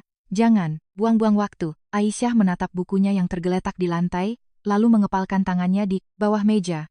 Namun, ia tahu ia tak boleh melawan Bima secara terbuka sekarang. Jika ia bertindak impulsif, ia bisa jatuh kembali ke titik terendah. Maafkan saya, Pak, ucap Aisyah sambil menunduk. Bima mendengus kasar. Dengar ya, kedepannya, urusan kayak gini harus dikirim ke divisiku duluan. Paham? Tapi, ini atas instruksi Bapak Direktur Utama. Pak Haris biar jadi urusanku. Kamu nggak usah sok ikut campur. Setelah membentak, Bima keluar dan membanting pintu dengan keras. Ruangan kecil itu bergetar. Aisyah perlahan membungkuk, memungut buku catatannya. Ia merapikan halaman yang terlipat sambil menghela napas berat. Dadanya sesak, tapi ia tidak menangis. Sebaliknya, ia kembali membuka kontrak itu dan melanjutkannya. Beberapa hari kemudian, Haris Kusuma memanggil Aisyah. Bagaimana tinjauan kontraknya? Sudah, Pak. Saya merangkum beberapa poin yang perlu direvisi segera. Aisyah menyerahkan lembar laporannya. Haris membaca memo itu dan mengangguk puas. Benar dugaanku, ketelitianmu tak tertandingi. Bagian ini memang harus direvisi. Bagus sekali. Tolong serahkan catatan ini ke Pak Bima Aryateja agar direvisi di draft selanjutnya. Aisyah membawa laporannya menuju ruangan Bima. Mengetuk pintu, terdengar sahutan, ketus dari dalam. Masuk. Saat Aisyah masuk, Bima bahkan tidak menatapnya dan terus melihat laptop. Pak Bima, ini catatan revisi kontrak yang diminta oleh Pak Direktur Utama. Aisyah meletakkan dokumen itu di meja. Bima hanya meliriknya sekilas, lalu melempar dokumen itu ke dalam laci. Oke, sana keluar. Aisyah merasa ada yang janggal, namun ia tidak bisa berkata apa-apa lagi. Sore harinya, rapat eksekutif digelar. Itu adalah rapat progress report terkait proyek Timur Tengah di depan seluruh direksi. Bima Aryateja menjadi pembicara utama. Bapak Direktur Utama, izinkan saya memaparkan hasil peninjauan kontrak dari tim kami, ucap Bima di depan layar proyektor. Di layar, muncullah rincian kejanggalan dalam draft kontrak, ketidaksinkronan di klausul hak operasional, celah di klausul ganti rugi, dan poin transfer, teknologi yang merugikan. Aisyah, yang duduk di sudut ruang rapat, melebarkan matanya. Poin-poin di layar, itu sama persis dengan yang ia susun di dalam catatannya. Bahkan redaksi, kalimatnya pun disalin mentah-mentah. Bima menjelaskan dengan gagah seolah-olah itu adalah hasil analisis jeniusnya sendiri. Celah-celah fatal ini berhasil ditemukan berkat analisis mendalam dari Divisi Strategi Luar Negeri kami. Haris mengangguk menyetujui. Kerja bagus. Pastikan hal-hal itu direvisi mutlak. Di negosiasi selanjutnya, seusai rapat, Aisyah berpapasan dengan Bima di lorong. Bima menatapnya dengan senyum meremehkan. Gimana? Rapatnya seru, kan? Aisyah menjawab dengan tenang. Itu semua isi laporan yang saya buat, Pak. Terus kenapa? Isinya persis dengan yang aku laporkan ke Direktur Utama, kan? Bima melangkah maju, memangkas jarak. Terus, kamu mau lapor ke Pak Direktur Utama? Mau nangis-nangis minta keadilan? Aisyah tak mampu menjawab. Bima tersenyum dingin. Emangnya dengan modal ijazah SMA dan kebetulan bisa baca kontrak, kamu pikir perusahaan ini bisa jalan? Sepintar apapun kamu sok menganalisis. Akulah eksekutif penanggung jawab proyek ini. Segala temuan di proyek ini, ya dilaporkan atas namaku. Jangan pernah mimpi kau selevel denganku. Bima menepuk bahu Aisyah dengan keras. Tahu dirilah, jangan bertingkah, kecuali kamu kangen balik jadi tukang bersih-bersih WC. Setelah Bima pergi, Aisyah mematung cukup lama. Ia mengepalkan tangannya, erat-erat lalu merilekskannya, berulang kali. Rasa amarah dan ketidakadilan mencekiknya. Tapi apa daya, jika ia membalas sekarang, ia bisa kehilangan segalanya. Aisyah berjalan kembali ke bilik kerjanya, duduk di kursi dan menatap keluar jendela. Di bawah sana, ada troli yang selama setahun ia dorong. Aku tak mau kembali ke tempat itu, bisiknya. Akhirnya, Aisyah memilih bersabar. Meski prestasinya dibajak, dihina, direndahkan, ia akan menahannya. Namun, Aisyah tidak sadar, kebencian Bima Aryateja tidak hanya sebatas mencuri ide. Bima tengah menyusun siasat kotor. Siasat untuk menghancurkan Aisyah sampai tak tersisa. Sudah sebulan Aisyah bekerja di bawah direktur utama. Kini, Haris Kusuma tidak hanya memberikan urusan proyek Timur Tengah padanya, tetapi juga korespondensi bisnis luar negeri lainnya. Kepercayaan Haris atas akurasi dan ketelitian Aisyah sangat besar. Namun, hal itu justru membuat Bima makin paranoid. Setiap kali melihat Aisyah duduk di ruang rapat di samping Haris, wajah Bima semakin mengeras. Suatu siang, Haris Kusuma sedang berjalan menuju ruang tamu VIP sambil membawa dokumen kontrak asli proyek Timur Tengah untuk diserahkan ke delegasi. Aisyah berjalan mengikuti di belakangnya. Tiba-tiba, langkah Haris terhuyung. Tangan kanannya mencengkeram dadanya, dan tangan kirinya berpegangan ke dinding lorong. "Bapak!" Aisyah refleks berlari memapahnya. Wajah pria tua itu pucat pasi, dan keringat dingin bercucuran di pelipisnya. Tidak apa-apa, hanya pusing sedikit. Tubuhnya bergetar pelan. Di detik itu, amplop dokumen yang dipegang Haris jatuh. Kontrak asli bernilai triliunan itu berhamburan di lantai koridor. Beberapa karyawan yang berada di sekitar lorong membeku kaget. Entah karena takut melihat bos besar nyaris pingsan, atau takut disalahkan karena dokumen super rahasia bertebaran di lantai. Tak ada yang berani mendekat. Dengan sigap, Aisyah memapah Haris dengan tangan kanannya, dan menggunakan tangan kirinya untuk meraup kertas-kertas itu secepat kilat. Ia memasukkan kembali kontrak itu ke dalam amplop sebelum sempat diintip oleh orang lain, apalagi sampai terinjak. "Pak, biar saya panggilkan pihak sekretariat." "Ya, tidak, jangan. Aku cuma butuh duduk sebentar." Haris dengan bantuan Aisyah berjalan ke sofa terdekat. Aisyah merapikan amplop itu dan menyerahkannya dengan sopan ke tangan Haris. "Pak, dokumennya sudah saya rapikan. Silakan dicek kembali." Haris menerima amplop itu dan menatap Aisyah. Sorot matanya memancarkan kelegaan dan rasa terima kasih. "Terima kasih, Aisyah. Kamu sangat sigap. Bapak tidak apa-apa?" "Mungkin sebaiknya diperiksakan ke rumah sakit." "Tidak apa-apa, sepertinya cuma kelelahan kerja." Setelah minum air putih dan istirahat 10 menit, rona wajah Haris kembali normal. "Sudah baik kan? Ayo kembali ke ruangan." Namun, Aisyah masih merasa cemas melihat kondisi kesehatan pimpinannya itu. Sayangnya, pemandangan dramatis barusan terekam oleh sepasang mata dari ujung lorong. Itu Bima Aryateja. Bima melihat segalanya, Haris yang sempoyongan, dokumen yang berjatuhan, dan Aisyah yang buru-buru memungut kertas-kertas tersebut. Senyum licik tersungging di bibir Bima.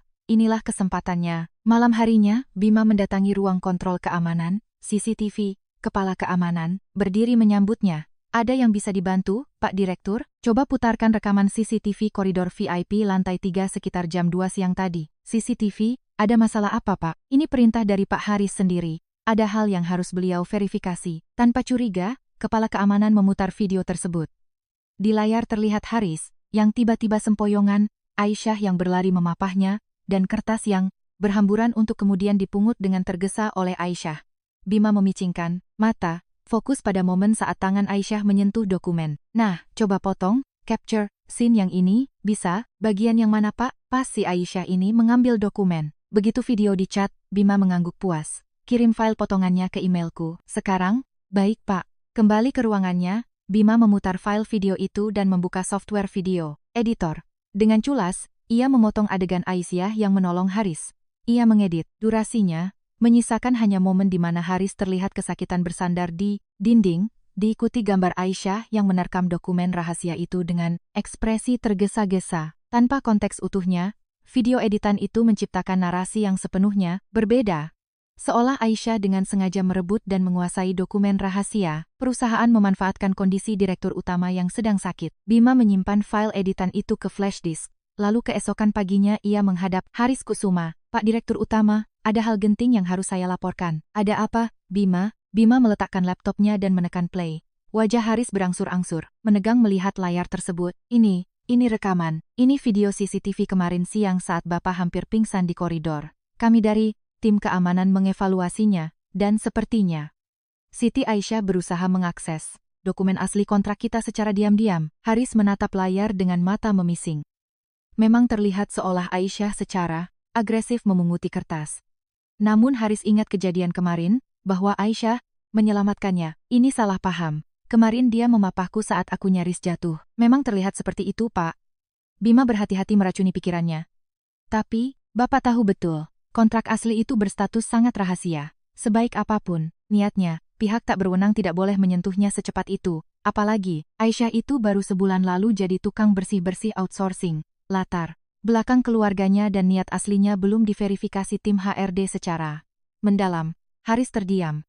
Belakangan ini kondisi kesehatannya memang memburuk dan membuat emosinya labil. Ditambah, ia tahu banyak faksi di dalam dewan direksi yang ingin menjatuhkannya. Perlahan, benih kecurigaan pun tumbuh. Apakah Aisyah benar-benar berniat baik membantuku? Atau jangan-jangan, Bima tak membiarkan keraguan itu hilang? Bapak Direktur, demi meminimalisasi risiko pembocoran rahasia industri, saran saya, sementara ini singkirkan Siti Aisyah dari semua tugas utama proyek Timur Tengah. Setelah lama terdiam, Haris akhirnya mengangguk. Lakukan seperti itu, jangan libatkan dia lagi dalam proyek teknis manapun. Tindakan yang sangat bijaksana, Pak. Ujar Bima sambil tersenyum miring lalu berpamitan. Siang harinya, Aisyah dipanggil menghadap ke ruangan direktur utama.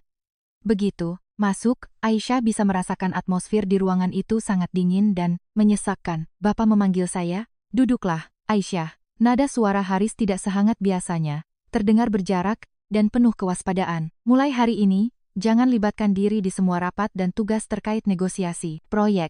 Aisyah tersentak kaget. Ya? Kenapa, Pak? Apakah saya membuat kesalahan fatal? Bukan kesalahan. Ini murni restrukturisasi urusan internal. Tetapi Pak, minggu depan adalah jadwal signing final. Proyek ini harus saya kawal karena sudah ada orang lain yang akan menangani penandatanganan final. Haris mengalihkan pandangannya, tidak berani menatap mata Aisyah. Hati Aisyah mencelos. Pak, kalau ada sesuatu yang salah dari sikap saya, tolong beritahu, saya akan memperbaikinya. Tidak ada. Untuk sementara, kembalilah dan istirahatlah dari urusan ini. Aisyah tak mampu bertanya lebih jauh dan berjalan gontai keluar ruangan. Kakinya terasa seperti agar-agar saat melintasi koridor. Begitu tiba di bilik kerjanya, ia menjatuhkan tubuh ke kursi. Ada apa ini? Kenapa tiba-tiba begini? Ia mencoba mengingat-ingat kesalahan apa yang membuat bosnya itu begitu murka. Tapi nihil, malam itu, suasana berubah total. Jika sebelumnya karyawan menghormatinya, kini, mereka buang muka saat berpapasan dengannya. Ia tak diundang rapat, dan email kerjanya tiba-tiba diblokir dari daftar distribusi perusahaan. Keesokan harinya, rumor menyebar ganas di grup WhatsApp karyawan. Siti Aisyah dipecat Pak Direktur Utama karena ketahuan mencuri rahasia. Namanya juga mantan kuli bersih-bersih, dikasih hati minta jantung. Katanya dia ketahuan, mau nipu Pak Bos tuh. Telinga Aisyah panas mendengarnya. Benar-benar tak bisa dipercaya. Mencuri? Iya, hanya membantu Haris yang nyaris jatuh. Tak ada pilihan. Karena tugas sekretariatnya dicabut, status kepegawaian Aisyah dikembalikan ke vendor outsourcing.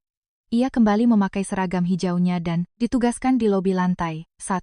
Bilik kerjanya di lantai 3 disita. Mimpi indahnya, dipanggil dengan namanya, dihormati atas kemampuannya, kini hancur, berkeping-keping. Kini ia kembali menjadi si cleaning service. Aisyah berlutut di atas marmer lobi, mengepel dengan gerakan mekanis. Air, matanya menetes satu demi satu, berpadu dengan air di lantai. Kenapa hidupku jadi begini? Namun, Aisyah tak tahu. Yang menjatuhkannya adalah sebuah video fitnah berdurasi 15 detik. Dan ia juga tak tahu bahwa ada orang-orang lurus yang mulai bergerak dalam diam untuk mengungkap kebenaran. Telah kembali menjadi tukang bersih-bersih, Aisyah berubah menjadi sosok pendiam. Dari pagi buta hingga malam hari, ia hanya bekerja membungkuk mengelap lantai tanpa berbicara dengan siapapun. Rekan-rekan kerjanya yang mengajak bicara hanya dibalas dengan anggukan singkat. Saat istirahat makan siang pun, ia memilih makan sendirian di pojok ruang basement. Meski tangannya sibuk dengan alat pel, otaknya tidak berhenti bekerja. Pikirannya masih terus dihantui dokumen-dokumen proyek Timur Tengah itu. Angka-angka, klausa-klausa, masalah hak operasional, dan transfer teknologi yang sempat ia temukan errornya. Di mana letak salahku sebenarnya? Setiap malam ia memutar kembali momen di mana Pak Direktur Utama nyaris jatuh. Tidak ada yang salah. Semuanya adalah insting, menolong belaka. Kenapa jadi seperti ini? Tepat 1 minggu sebelum hari penandatanganan, terakhir, Aisyah sedang mengepel koridor di depan ruang boardroom lantai 3. Rapat direksi sedang berlangsung di dalam, dan dari celah pintu, suara Bima Aryateja mendominasi. Persiapan signing agreement dengan delegasi Timur Tengah untuk minggu depan sudah sempurna. Pihak mereka juga sudah sepakat untuk langsung tanda tangan, tanpa mengubah isi draft dari kita. Aisyah menghentikan kain pelnya dan mempertajam pendengaran. Proyek yang ia kawal dan ia terjemahkan, kini segera dieksekusi tanpa dirinya. Begitu rapat usai dan pintu terbuka, Aisyah buru-buru menyembunyikan diri di balik pilar. Bima lewat sambil membawa setumpuk map, matanya melirik sinis ke arah Aisyah yang membawa kain pel. Tak ada kata-kata, tapi seringai Bima cukup untuk menjelaskan kemenangannya. Setelah area itu sepi, Aisyah masuk ke ruang boardroom untuk membersihkan sisa rapat. Meja panjang itu berantakan oleh botol air mineral dan kertas bekas. Saat memungut kertas-kertas untuk dimasukkan ke tempat sampah, selembar kertas yang terlipat tak beraturan menarik perhatiannya. Aisyah memungut dan membuka kertas itu. Itu adalah selembar draft kontrak, terjemahan terbaru yang disiapkan untuk dikirim ke delegasi Timur Tengah. Mata Aisyah seketika melebar. Jantungnya bergemuruh hebat. Klausul tentang masa hak operasional yang awalnya berhasil ditekan menjadi 5 tahun, entah bagaimana telah diubah kembali menjadi 7 tahun. Bukan hanya itu, klausul ganti rugi yang sebelumnya sudah dirapikan, kembali diacak bahasanya. Redaksinya sengaja dibuat rancu sehingga jika kelak terjadi masalah hukum, NKJ Group lah yang akan menanggung 100% beban kerugiannya. Belum selesai keterkejutannya, Aisyah membaca bagian paling bawah. Poin transfer, teknologi. Dalam kesepakatan verbal kemarin, NKJ Group sepakat menolak memberikan teknologi inti, core tech, mereka. Tapi di kertas draft ini, kata core, teknologi diselipkan diam-diam di antara daftar aset yang akan ditransfer. Ini salah besar. Ini manipulasi. Tangan Aisyah bergetar. Jika dokumen jebakan ini sampai ditandatangani, NKJ Group akan rugi triliunan rupiah. Hak operasional diserahkan lebih lama, perusahaan menanggung kerugian total, dan teknologi, rahasia mereka dirampok. Siapa yang berani mengubah semua ini? Aisyah bimbang. Jika ia melapor, siapa yang akan percaya? Pak Haris sudah tidak percaya padanya, apalagi direktur lain. Di mata mereka ia cuma kuli sapu. Pada akhirnya, Aisyah memutuskan untuk melaporkannya ke bagian sekretariat, direksi. Setidaknya, Pak Sekretaris Senior pasti mau memverifikasinya. Dengan memegang kertas itu, ia setengah berlari menuju lorong ruang sekretariat. Nahas, saat berbelok di ujung lorong, ia berpapasan langsung dengan Bima Aryateja. Bima melihat kertas printout berlogo proyek di tangan Aisyah, dan wajahnya langsung beringas. Kertas apa itu? Ini draft revisi kontrak. Saya menemukannya di tempat sampah ruang rapat. Berikan padaku. Bima merampasnya dengan kasar. Aisyah bersikeras. Pak, tapi di dokumen itu ada poin yang sangat krusial. Bima melihat sekilas isi kertas itu, meremasnya menjadi bola, lalu merobek-robeknya di depan muka Aisyah. Sampah ya tempatnya di tempat sampah. Ngapain dipungut, Pak? Itu sangat berbahaya. Kalau sampai ditandatangani, bahaya atau enggak? Itu urusan eksekutif kayak aku. Bukan urusanmu. Bima melempar sobekan kertas itu tepat ke wajah Aisyah. Kepingan kertas itu berhamburan ke lantai. Kuli sapu ya urusannya nyapu lantai. Jangan sok ikut, campur urusan manajemen tingkat tinggi. Bima mendengus dan berlalu pergi. Aisyah pelan-pelan berlutut, tangannya yang gemetar memunguti serpihan robekan itu satu demi satu. Hati-hati ia memasukkannya ke dalam saku celananya. Ini bukan tipu atau kesalahan cetak. Ini kesengajaan.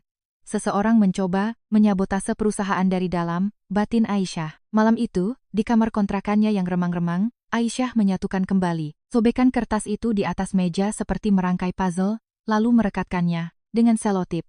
Setiap kalimat yang tersambung membenarkan kecurigaannya. Ini adalah pengkhianatan korporasi. Tapi apa yang bisa ia lakukan sendirian?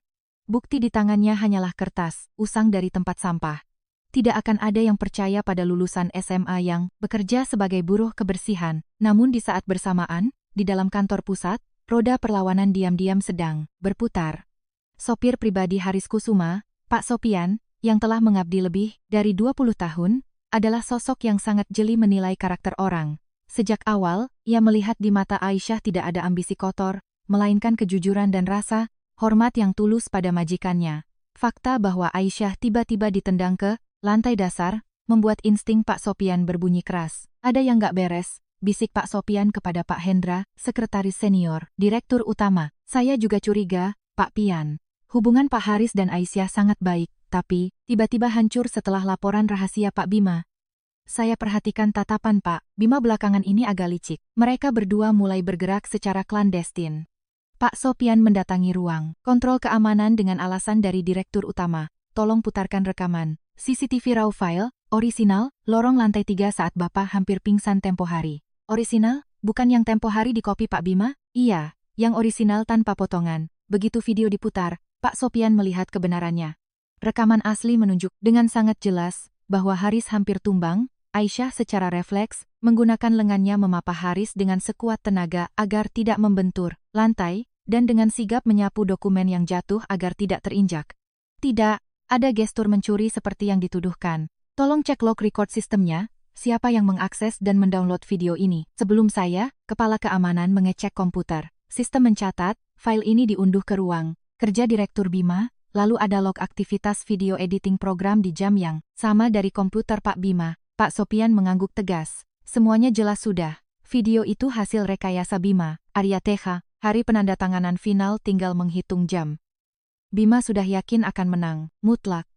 Tapi fakta kebenaran telah merayap perlahan ke permukaan. Malam sebelum hari penandatanganan kontrak, pukul 10.00 malam, mobil sedan hitam, Pak Sopian merapat di garasi kediaman mewah Haris Kusuma di kawasan Menteng, Jakarta. Pak Sopian bersama Sekretaris Hendra masuk menemui sang direktur utama, yang masih sibuk menelaah berkas di ruang kerja pribadinya. Bapak, mohon maaf kami mengganggu larut malam begini. Ada laporan yang sangat darurat. Suara Pak Sopian terdengar berat dan serius. Haris melepas kacamata bacanya dan menatap dua tangan kanannya itu. Ada apa? Ini berkaitan dengan Siti Aisyah, Pak. Raut wajah Haris seketika mengeras.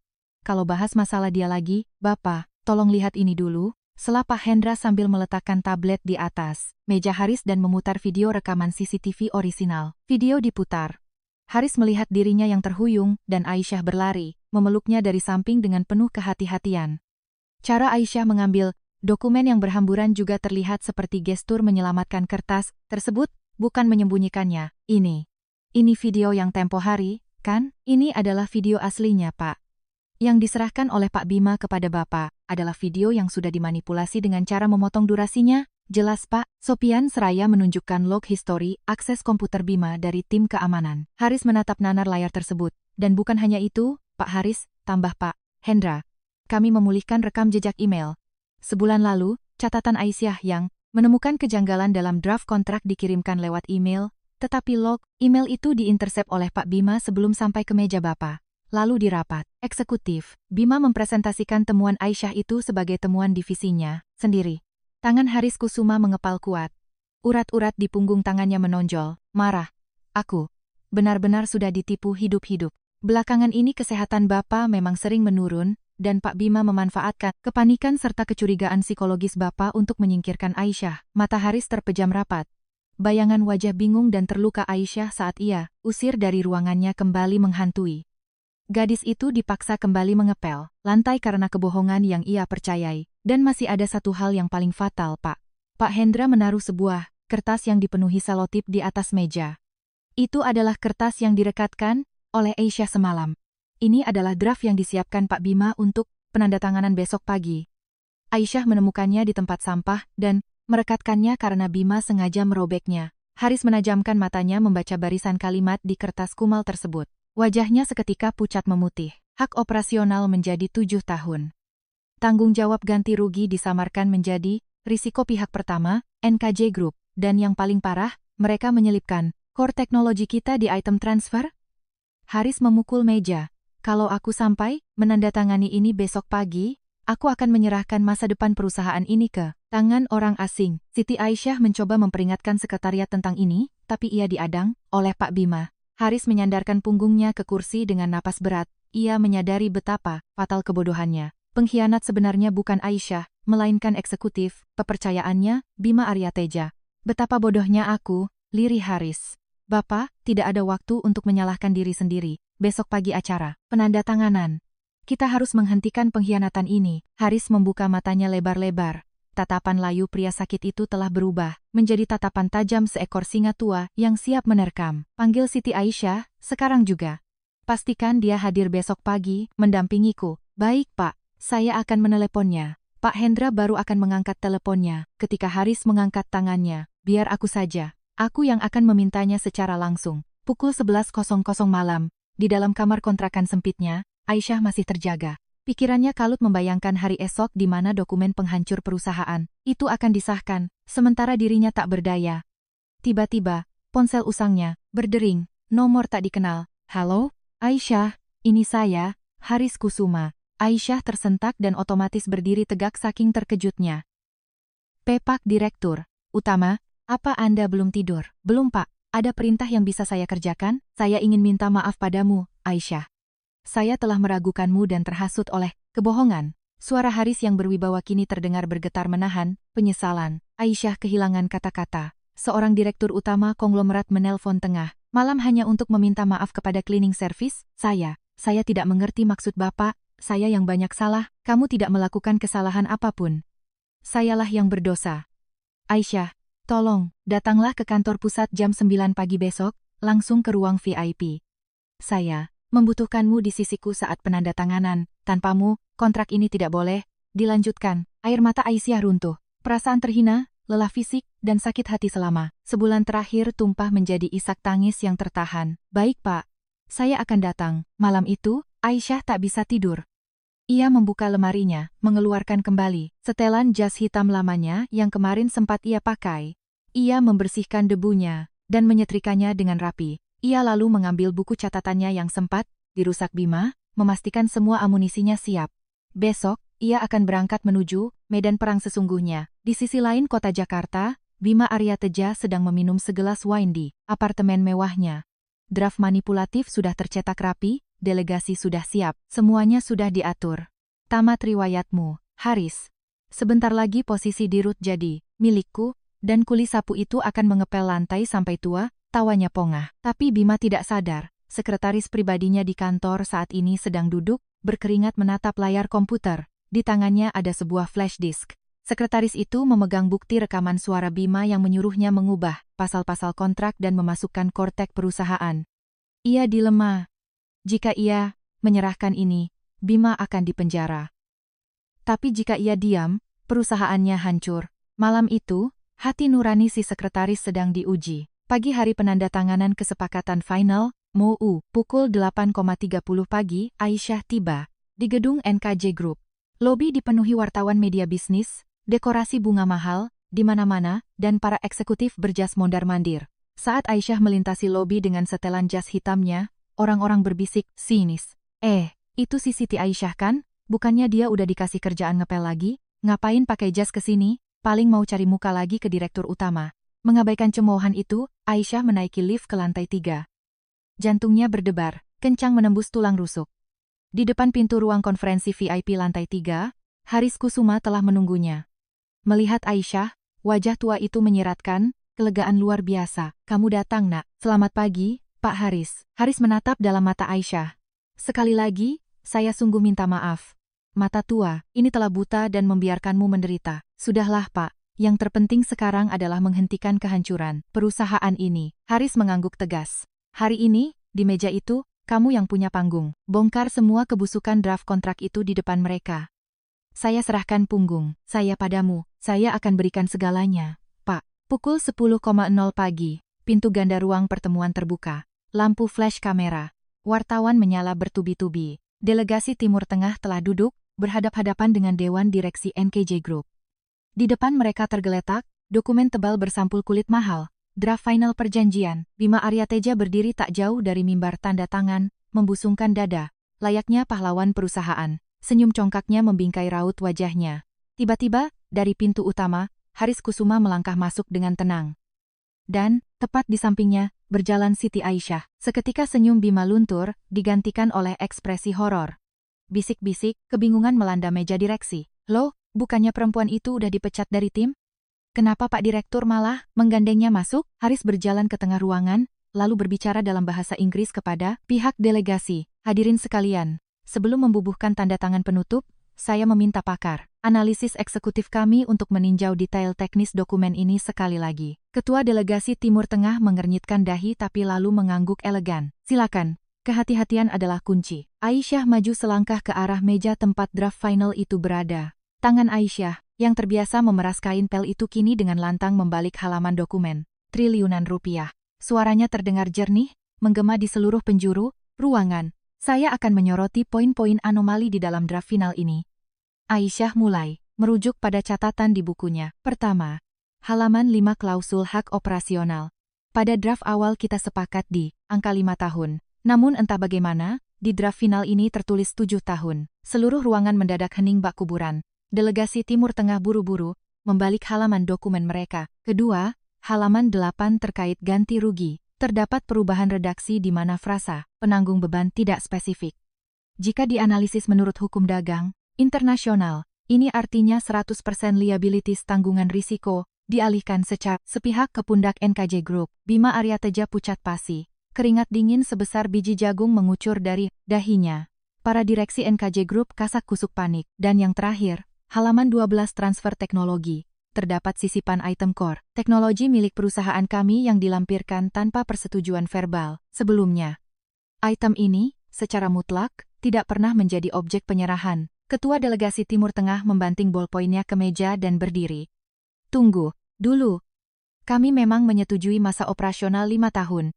Siapa yang mengubahnya jadi 7 tahun? Dan soal core teknologi, kami sejak awal menghormati untuk tidak memintanya. Siapa yang merancang draft ini? Kepanikan massal pecah di ruangan itu. Wartawan mulai memotret kegaduhan tersebut dengan brutal. Bima Aryateja melompat maju, menunjuk muka Aisyah. Ini tipe. Ini cuma kesalahan. Ketik dari staf legal. Perempuan ini sengaja membesar-besarkan masalah. Panggil pihak keamanan. Singkirkan wanita gila ini. Ini bukan kesalahan ketik. Teriak Aisyah tak gentar, membalas tatapan Bima dengan berani. Ini adalah perubahan sistematis dan terstruktur.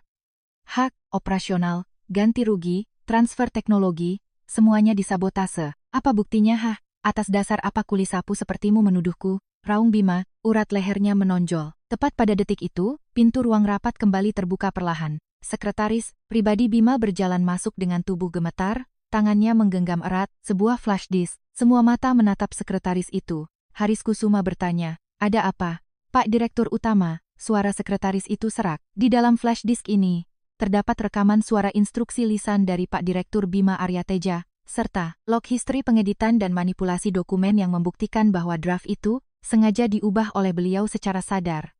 Kaki Bima lemah seketika.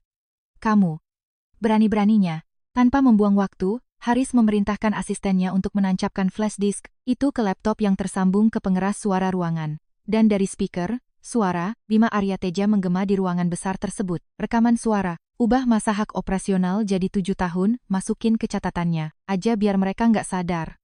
Terus klausul ganti ruginya bikin kalimat yang ambigu biar nanti NKJ yang tanggung semuanya. Jangan lupa masukin Kortek ke list transfer teknologi. Orang tua penyakitan kayak Pak Haris mana mungkin sadar soal ginian. Ruangan itu seketika dipenuhi desahan terkejut dan teriakan amarah para eksekutif. Kilat lampu kamera-kamera wartawan kini terpusat membabi buta ke wajah Bima yang seputih kertas. Ketua Delegasi Timur Tengah menggebrak meja dengan murka. Apakah kalian menganggap kemitraan internasional ini sebagai arena penipuan? Kami tidak akan menandatangani kontrak dengan perusahaan penuh mafia semacam ini. Melihat para tamu VIP bersiap walkout, Haris Kusuma berseru panik, tunggu. Ini bukan keputusan resmi manajemen NKJ Group. Ini murni kejahatan individu. Lalu apa jaminan bahwa kami tidak akan ditipu lagi di kemudian hari? Dalam situasi super genting itu, Aisyah melangkah maju dan berbicara dalam bahasa Arab tingkat tinggi yang menenangkan, berwibawa, dan tanpa ragu. Mohon beri kami waktu sebentar, Yang Mulia. Ketua delegasi menghentikan langkahnya, matanya terpaku pada ketenangan Aisyah. Direktur utama kami adalah orang yang sangat berintegritas tinggi. Beliau sama sekali tidak mengetahui sabotase kotor ini. Begitu juga masih banyak orang jujur di dalam perusahaan ini yang berusaha meluruskan masalah. Saya sendiri yang menemukan anomali ini sebulan lalu. Bagaimana kami bisa mempercayai ucapan Anda? Sahut ketua delegasi. Ini adalah catatan analisis pribadi saya sebulan yang lalu. Aisyah mengangkat buku catatannya yang halamannya agak lecek, memamerkannya di depan sang ketua delegasi. Tanggalnya tercetak jelas sebulan sebelum hari H. Di sana tercatat rapi kerisauan Aisyah mengenai hak operasional, ganti rugi, dan teknologi inti. Di NKJ Group, integritas tidak dinilai dari jabatan, melainkan dari tindakan. Kejujuran perusahaan ini tidak akan luntur karena satu oknum korup. Ketua Delegasi Timur Tengah memandangi Aisyah dan buku usang itu cukup lama. Wajahnya yang tegang perlahan mengendur. Ia menghela napas panjang dan kembali ke kursinya. Baiklah, siapkan kembali draft kontrak dengan kesepakatan orisinal yang murni, dan pastikan Nona ini yang menerjemahkan seluruh halamannya secara langsung di depan saya. Setelah itu, baru saya tanda tangan. Sorak napas lega memenuhi ruangan. Haris Kusuma memejamkan mata berterima kasih kepada Tuhan, lalu membungkuk hormat ke arah Aisyah. Terima kasih, Aisyah. Kamu menyelamatkan nyawa perusahaan ini. Di sudut ruangan, Bima Aryateja jatuh terduduk di lantai dengan lutut lemas. Karier, kekuasaan, kebebasan, semuanya tamat. Kejahatan manipulasi kontrak, pembajakan aset, laporan palsu, dan sabotase perusahaan. Tim keamanan masuk dan meraih kedua lengan Bima. Bapak Bima Aryateja, mari ikut, kami ke pihak yang berwajib. Bima diseret keluar dari ruangan dengan tatapan, mata dipenuhi kemarahan, penyesalan, dan aib yang tak tertanggungkan. Orang-orang di ruangan itu memandangi Aisyah dengan perasaan takyub yang luar biasa. Perempuan yang sebulan lalu menenteng alat pel dan pengharum ruangan, hari ini berdiri menjadi perisai utama perusahaan raksasa tersebut. Ketua delegasi Timur Tengah berjalan mendekati Aisyah dan mengulurkan tangannya. Sangat beruntung ada orang yang sangat kompeten dan jujur seperti Anda di perusahaan ini. Aisyah menyambut jabatan tangan itu dengan senyum tulus.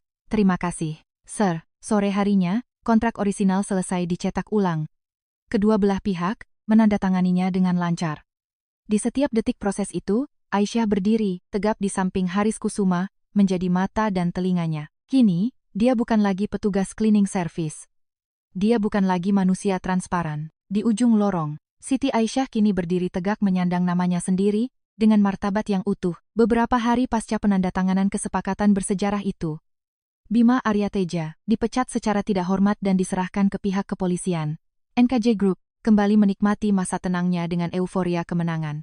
Siti Aisyah secara resmi diangkat menjadi manajer divisi bisnis luar negeri, Overseas Business, sebuah kantor pribadi berukuran sedang di lantai 3 resmi, menjadi miliknya. Walau begitu, Aisyah merasa semua ini bagaikan mimpi, mengingat dirinya yang dulu berpeluh mendorong troli sapu kini duduk di kursi eksekutif meninjau kontrak bernilai triliunan. Suatu sore, Haris Kusuma memanggil Aisyah ke ruangan direktur utama.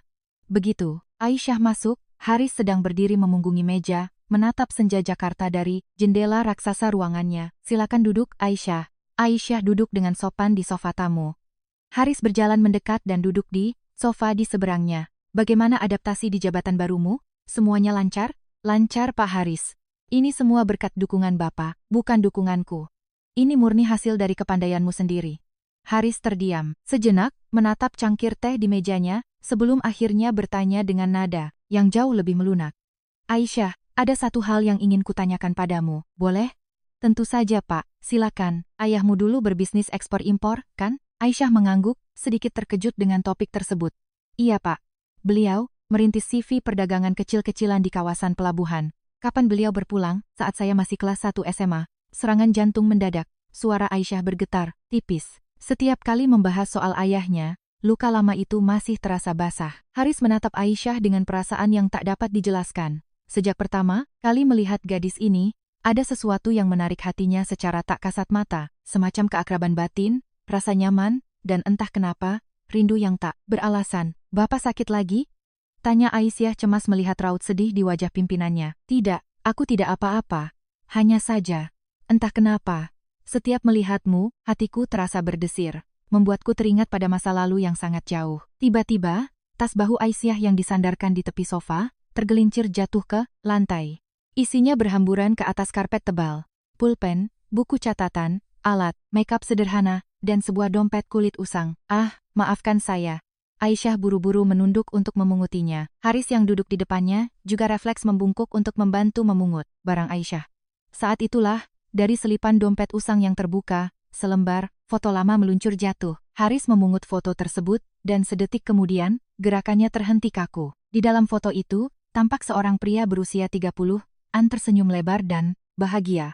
Latar belakangnya adalah pelabuhan yang ramai dan pria itu mengenakan pakaian kerja lapangan. Darah di wajah Haris Kusuma seolah terkuras habis. Wajah di foto itu, tak mungkin ia salah mengenali. Bukan sekadar kenal, wajah pria itu adalah fotokopi sempurna dari seseorang yang telah puluhan tahun lenyap dari hidupnya. Seorang anak laki-laki yang hilang. Darah dagingnya yang selalu ia cari hingga ke ujung dunia, hingga ke dalam mimpi-mimpinya yang paling menyiksa. Ini, foto ini. Suara Haris bergetar sehebat daun ditiup badai. Aisyah yang telah mengumpulkan barang-barangnya menatap bingung. Ah, itu foto almarhum ayah saya, Pak. Itu satu-satunya foto kenangan beliau yang tersisa. Tangan Haris Kusuma bergetar begitu parah hingga foto itu nyaris lepas dari jepitannya. Seluruh otot di tubuh tuanya melemas. Ia ambruk terduduk di sofa. Puluhan tahun yang lalu, di masa mudanya, Haris memiliki seorang wanita yang sangat ia cintai. Namun, karena perbedaan status sosial dan penolakan keras, keluarganya, mereka terpaksa berpisah. Haris tidak pernah tahu bahwa wanita itu pergi membawa janin di dalam kandungannya. Ia baru mengetahui fakta bahwa ia memiliki seorang anak bertahun-tahun kemudian, namun wanita itu dan anak laki-lakinya telah menghilang bak di telan bumi. Haris mencari anak itu seumur hidupnya dan tidak pernah berhasil. Aisyah, suara Haris pecah, serak, dan penuh air mata. Ayahmu, saat beliau meninggal, usianya berapa? 37 tahun, Pak. Dan ibumu, apakah ibumu masih ada? Masih, Pak. Meski saat ini kondisinya sangat lemah karena sakit. Haris Kusuma menjatuhkan foto itu ke pangkuannya. Tangisannya pecah seketika, bahunya bergetar hebat. Orang nomor 1 di NKJ Group itu menangis terseduh-seduh, seperti anak kecil. Pak Haris, Bapak kenapa? Tolong panggil dokter. Aisyah panik dan hendak berlari, tapi Haris mencengkeram tangan Aisyah kuat-kuat. Ia menatap wajah Aisyah, yang kini baru ia sadari mewarisi raut wajah pria di foto itu anak, laki-lakinya, Aisyah. Haris sesenggukan, air matanya menganak sungai. Kakek, adalah kakek kandungmu, nak. Sore itu, dengan suara yang tersendat oleh isak tangis, Haris menceritakan sejarah hidupnya yang kelam 30 tahun silam. Tentang wanita yang terpaksa ia tinggalkan, dan anak kandung yang seumur hidup ia buru rimbanya. Aisyah membatu mendengarkan rentetan cerita itu.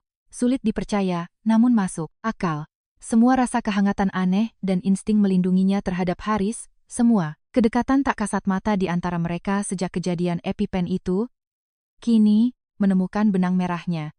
Melihat pria tua di hadapannya menangis terseduh, merindukan anaknya, Aisyah seolah melihat bayangan ayahnya sendiri. Air mata Aisyah akhirnya luruh membasahi pipinya.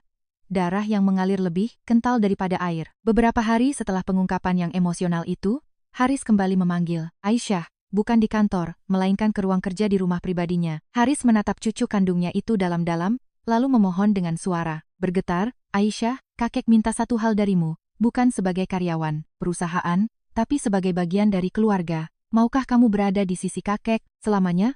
Aisyah menyadari bahwa pertemuannya dengan Haris Kusuma di gedung pencakar langit itu bukanlah kebetulan. Ini adalah takdir yang telah dipintal puluhan tahun lamanya. Dengan air mata yang menggenang di pelupuk mata, Aisyah menjawab, pelan, iya kek.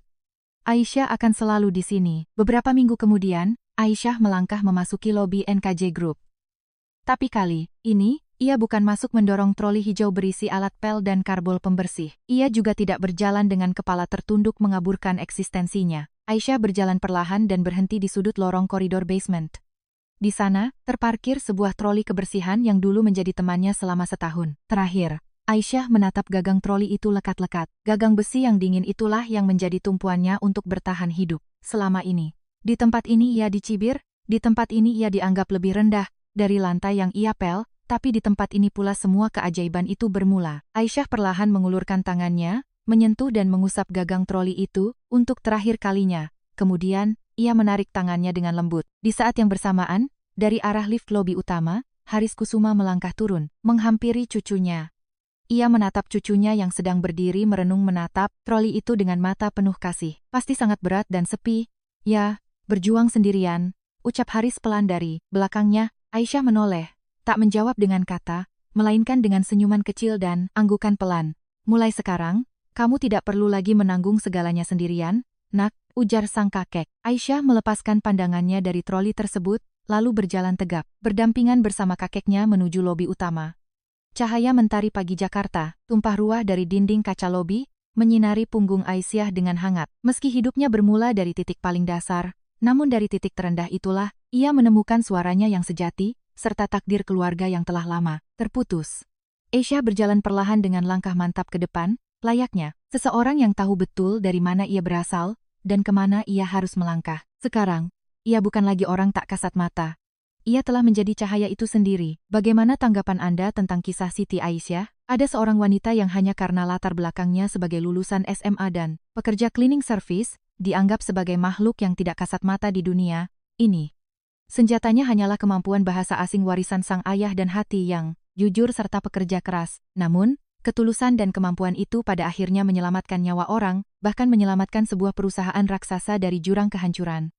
Seseorang, yang bagi orang lain hanya tukang sapu, nyatanya bisa menjadi pahlawan bagi ribuan karyawan lainnya. Dan pada akhirnya, kejujuran menuntunnya kembali ke pangkuan keluarganya yang telah lama terputus. Kebenaran tidak akan pernah bisa dikubur. Bakat yang bersinar akan tetap bercahaya meski tangan pemiliknya tengah menggosok lantai kotor. Video manipulasi pun akan terbongkar oleh rekaman orisinal yang jujur, hati yang tulus, dan jujur pada akhirnya akan memanen cahaya. Seorang cendekiawan besar dari masa lampau pernah ditanya oleh muridnya saat sang murid gagal dalam ujian negara.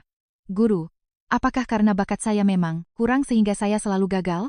Sang guru yang bijak menjawab, "Semakin lama sebuah benih menghabiskan waktunya di dalam kegelapan tanah, semakin dalam pula akar yang ia tancapkan. Masa-masa di mana kau tak terlihat oleh siapapun saat ini adalah masa yang akan membuatmu berdiri paling kokoh di masa depan." Masa yang dihabiskan Siti Aisyah sebagai seorang cleaning service sama sekali tidak sia-sia. Dalam kesunyian itu, dedikasi, kejujuran, dan kemampuannya tumbuh menjadi akar yang sangat kuat untuk menopang kesuksesannya yang megah di kemudian hari. Bagi Anda semua yang mendengarkan cerita ini, yang sedang berjuang keras dalam diam di posisi pekerjaan Anda masing-masing, semoga kisah ini bisa menjadi sedikit penghiburan. Tidak masalah jika pijakan Anda saat ini terlihat rendah. Kemampuan Anda untuk terus melangkah maju tanpa menyerah di tempat itu adalah wujud pertumbuhan yang paling indah. Jika Anda menikmati kisah hari ini, mohon tekan tombol subscribe dan like. Silakan tinggalkan komentar yang hangat sebagai bentuk dukungan untuk kami akan kembali dengan cerita yang lebih bermakna. Terima kasih dan sampai jumpa.